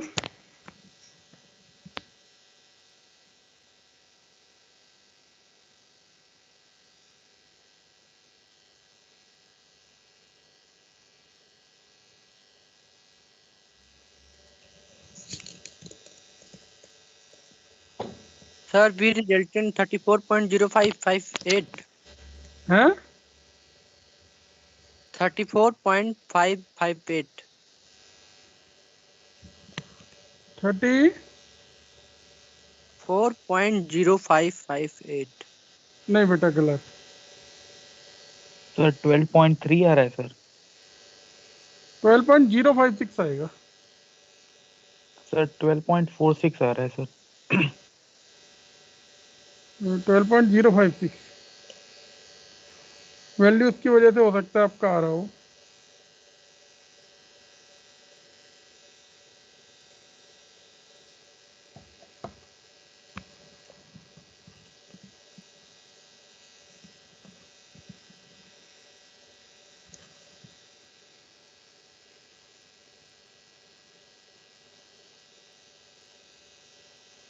हाँ सर वही आ रहा है sir.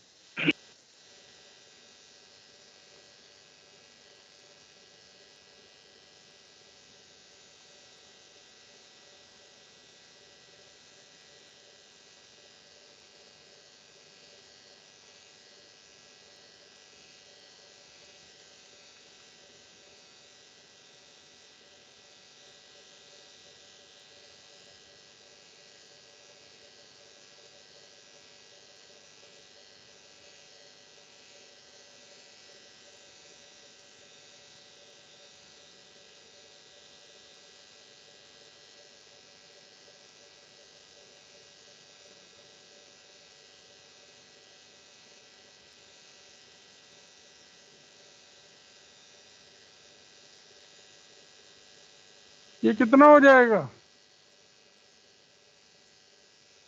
25 sine of omega T plus कितना एंगल हो जाएगा? बताए कोई, कितना एंगल होगा? 7 पाई/6। 210 210। 7 पाई/6। 6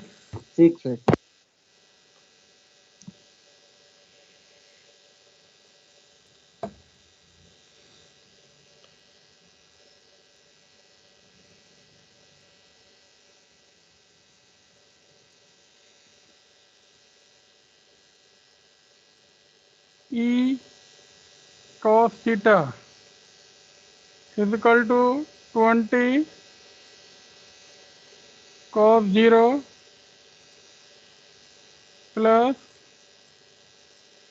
10 cos pi by 6 plus 15 cos pi by 2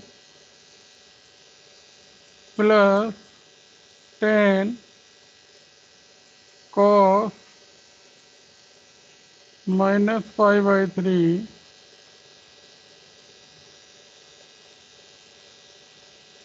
plus 25 cos 7 pi by 6। कितनी वैल्यू आ रही है इसकी cos थीटा की?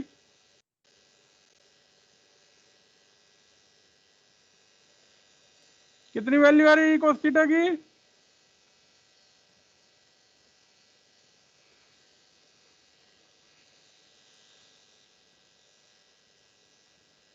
सर टोटल की नहीं, e cos थीटा कितना आ रहा है? 12.0096 समथिंग आ रहा है सर। 12 चलो 12 भी मान लो। ई साइन थीटा कितना आएगा? कॉस की जगह बस साइन लग जाएगा। 23.839 क्या चीज? सर ई साइन थीटा ना आ ही नहीं सकता इतना। 3.8 आ रहा है सर समथिंग। हैं? ई साइन थीटा 3.8 समथिंग आ रहा है टोटल ई साइन थीटा। रिजल्टेंट कितना आ रहा है?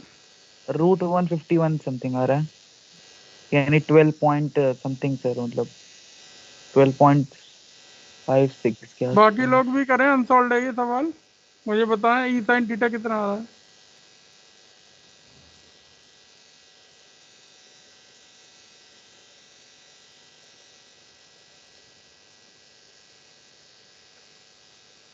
लो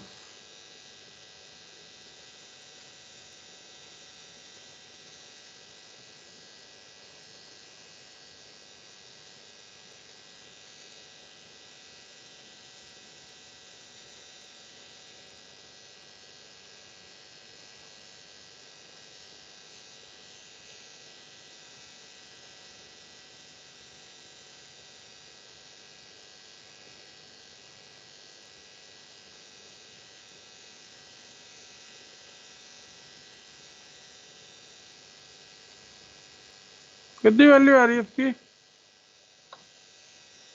बताओ कैलकुलेट करके। और साइन माइनस थीटा का ध्यान रखना, माइनस साइन थीटा होता है। सर रिजल्टेंट 12.58 आ रहा है। 12.056 आ रहा है एक्चुअल में तो।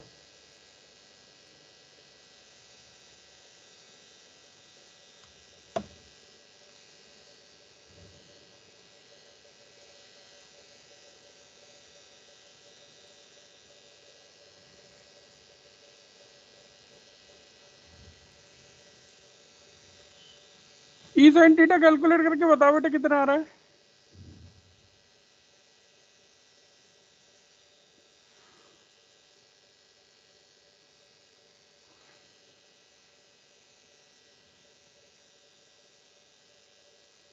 अब तो बताओ जल्दी से कैलकुलेट करके।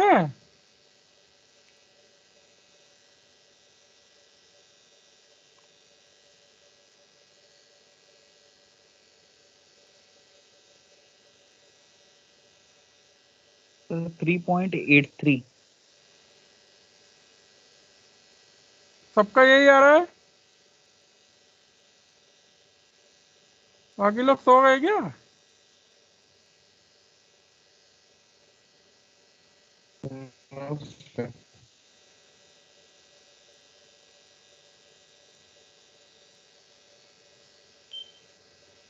आ रहा सर। हाँ सर 3.83। 3.83 तो रिजल्टेंट निकाल लीजिए। रिजल्टेंट करीब आ जाएगा आपका 12 पॉइंट समथिंग आएगा। ठीक है बेटा,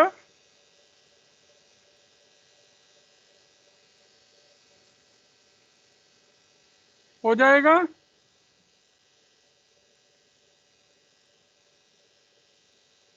हो जाएगा कि नहीं हो जाएगा?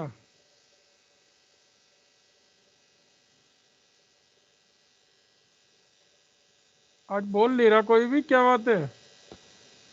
यस सर, हो जाएगा। हो जाएगा सर।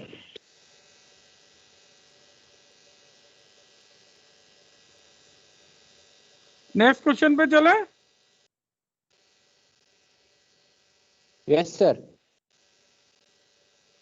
सर इसमें अगर फेज एंगल भी निकालना पड़ेगा इस वाले क्वेश्चन में? नहीं, रिजल्टेंट वोल्टेज पूछा है तो आप यहीं पे छोड़ सकते हैं रिजल्टेंट निकाल के। अगर एक्सप्रेशन पूछेगा तो आपको पूरा लिखना पड़ेगा। ठीक है, ठीक है। अभी तक अगर आप बेटा ये देख रहे हो तो ये एडिशन रूल लग रहा है। लग रहा है कि नहीं? Yes sir. Yes sir. अब बेटा क्वेश्चन आएगा कि वो स्पेसिफाई कर देगा कि मुझे रिजल्टेंट वोल्टेज चाहिए आफ्टर सब्ट्रैक्शन। जब भी सब्ट्रैक्शन का सवाल होगा तो वो स्पेसिफाई कर देगा। जैसे कि लिखिए question, 2 voltages are given by V1 is equal to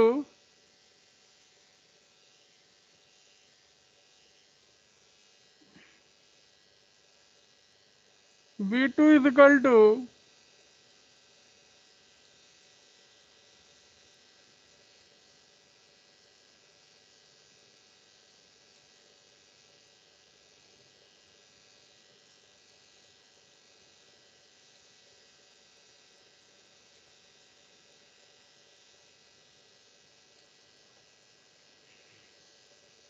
अब क्वेश्चन होगा सर V2 40 साइन थीटा है वो। Calculate resultant voltage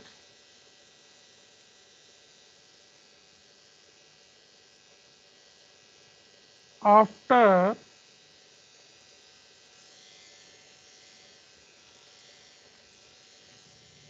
subtraction.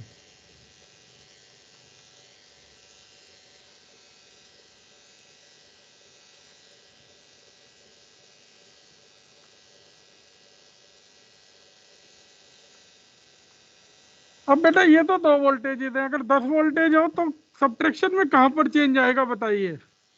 क्योंकि आप एक चीज जानते हैं, x प्लस वाई हो या x माइनस वाई हो, रिजल्टेंट कितना रहेगा बताइए? x प्लस वाई हो या x माइनस वाई हो, रिजल्टेंट कितना रहेगा? Root X square plus Y square. Under root of X square plus Y square. तो चेंज कहां पर आएगा?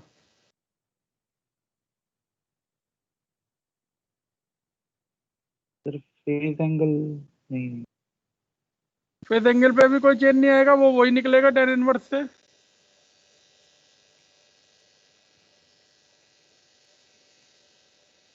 लेकिन इसने स्पेसिफाई कर दिया है कि मुझे सब्ट्रैक्शन के बाद ही चाहिए।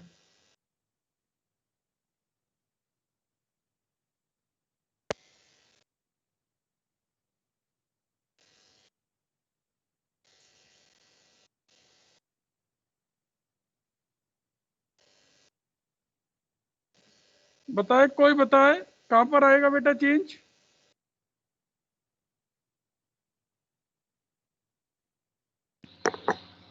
सर जब हम कंपोनेंट्स लेते हैं तो उनको माइनस कर देंगे। बिल्कुल ठीक। अब देखो इधर ध्यान देना, सब्ट्रैक्शन में भी वही रहेगा। पहले तो ट्रिग्नोमेट्रिक फंक्शन सेम होने चाहिए, ये ध्यान रखिएगा। माइनस वाला मैग्नीट्यूड को हम प्लस कर लेंगे पहले, बाकी पूरा प्रोसीजर सेम रहेगा, चेंज यहीं आएगा। ये देखो ये कितना लिखा जाएगा, 60 cos 0। अब वहां क्या कर रहे थे, ऐड, यहाँ क्या होगा, सब्ट्रैक्ट, -40 cos -π/3। अगर इसके आगे एक और वोल्टेज होता तो माइनस लग जाता, मान लो उसके आगे एक और वोल्टेज होता तो माइनस लग जाता, मान लो उसके आगे एक और वोल्टेज होता तो माइनस लग जाता। मतलब जितने वोल्टेज होंगे सर उतने माइनस लगेंगे। उतने माइनस होंगे।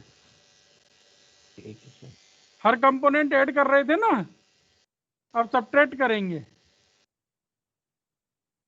ठीक है, अब आइए दूसरी इक्वेशन बना लीजिए, v sin theta is equal to 60 sin 0 minus 40 sin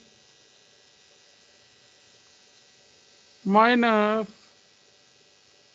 π/3। बाकी पूरा प्रोसीजर वही रहेगा, v रिजल्टेंट वही रहेगा, मैक्सिमम होगा under root of v cos theta square plus v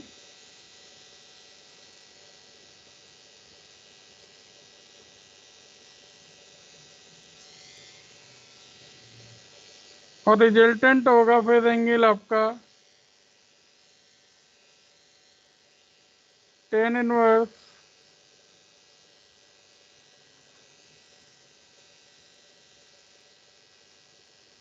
v sin theta upon v cos theta. बाकी पूरा प्रोसीजर आपका सेम रहेगा, बस सब्ट्रैक्शन में जो चेंज आएगा वो आएगा कि आप वोल्टेजेस को माइनस कर देंगे कंपोनेंट्स में।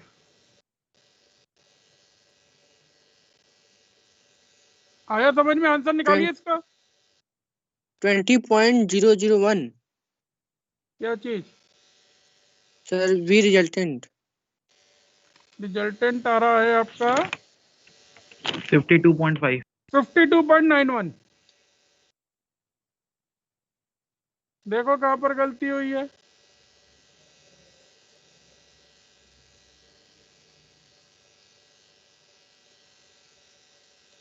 v cos थीटा जो आएगा वो आएगा 40 और v और sin ये थीटा 20√3।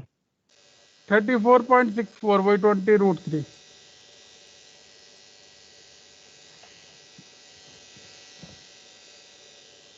और ये फेज एंगल जो आना चाहिए tan इनवर्स √3/2।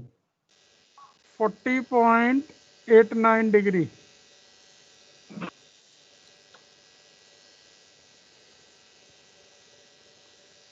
पूरा कीजिए सवाल को।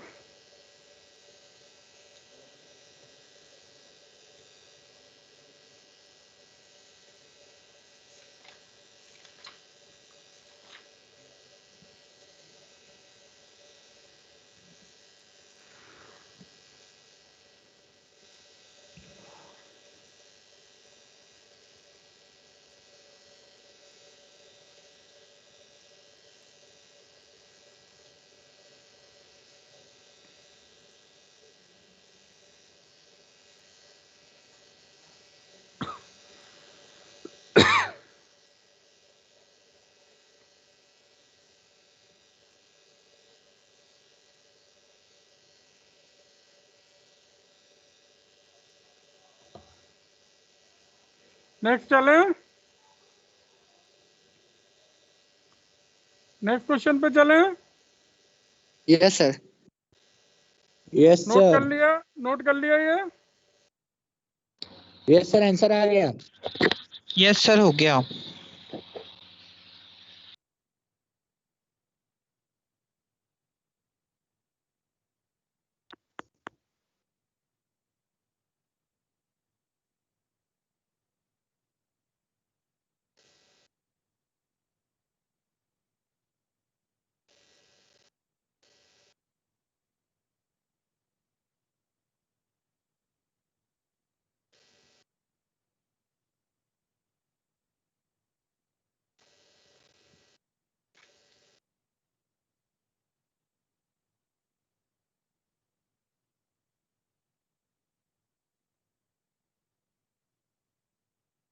क्वेश्चन है calculate resultant current after subtraction.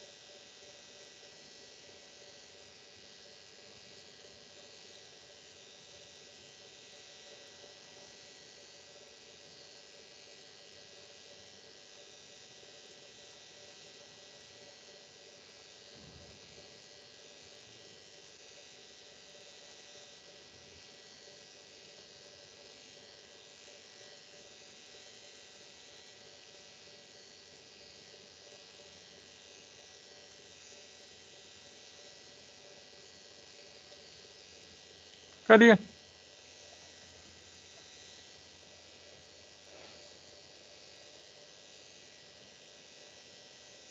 आप भी लोग आंसर बताएंगे इसका क्या आ रहा है?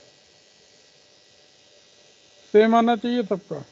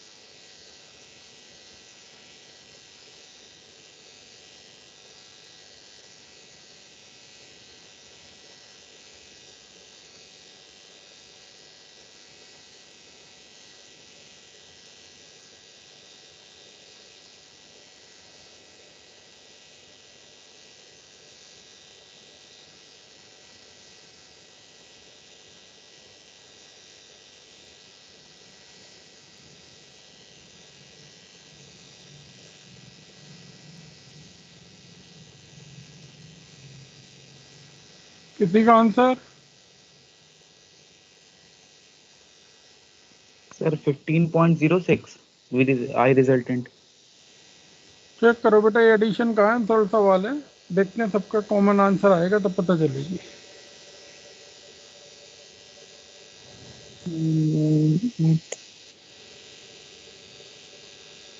14.81.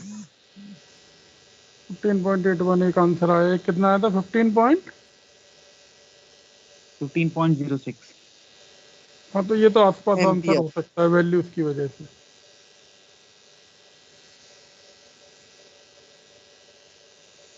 और लोग बताएं।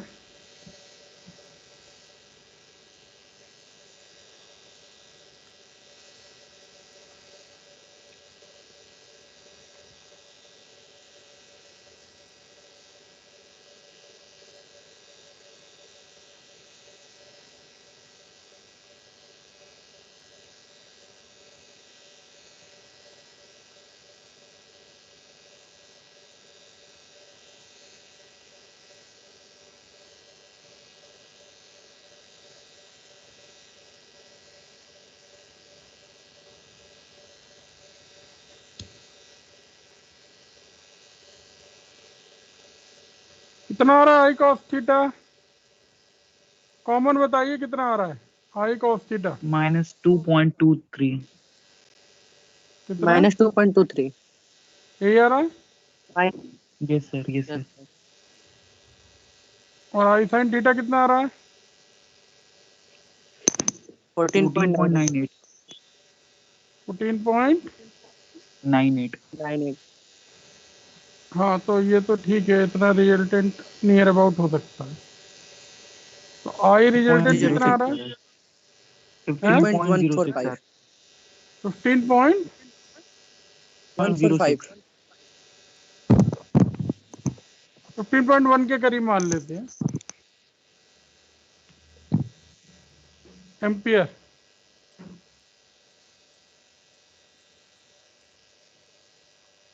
और फेज एंगल कितना आ रहा है रिजल्टेंट?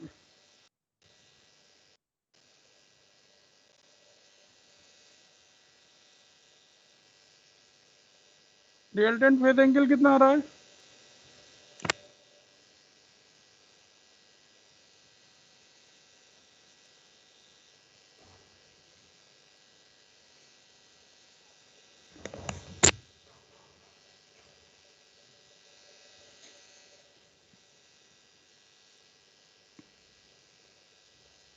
Sir -8.5.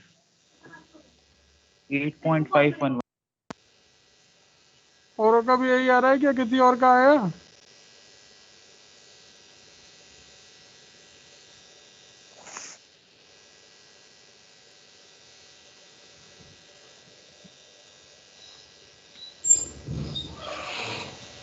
सर -8.5. यही आ रहा है उसका भी पहले। इसका लिए कॉमन आंसर है डिग्री। इक्वेशन बन जाएगी 15.1 साइन 3140 माइनस 8.5 डिग्री।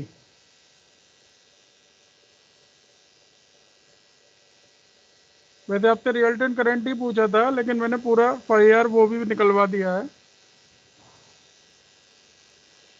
ये दोनों मेथड आपको समझ में आ गया, एडिशन एंड सब्ट्रैक्शन?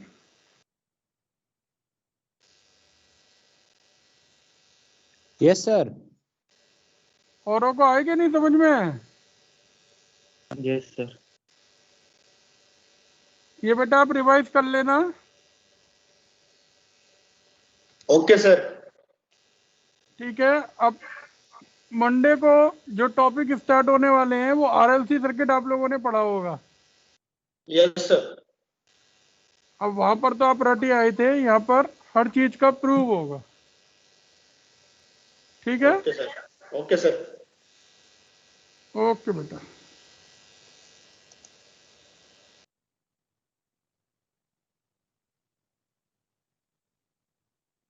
पूरा क्लास कहाँ था हमाद?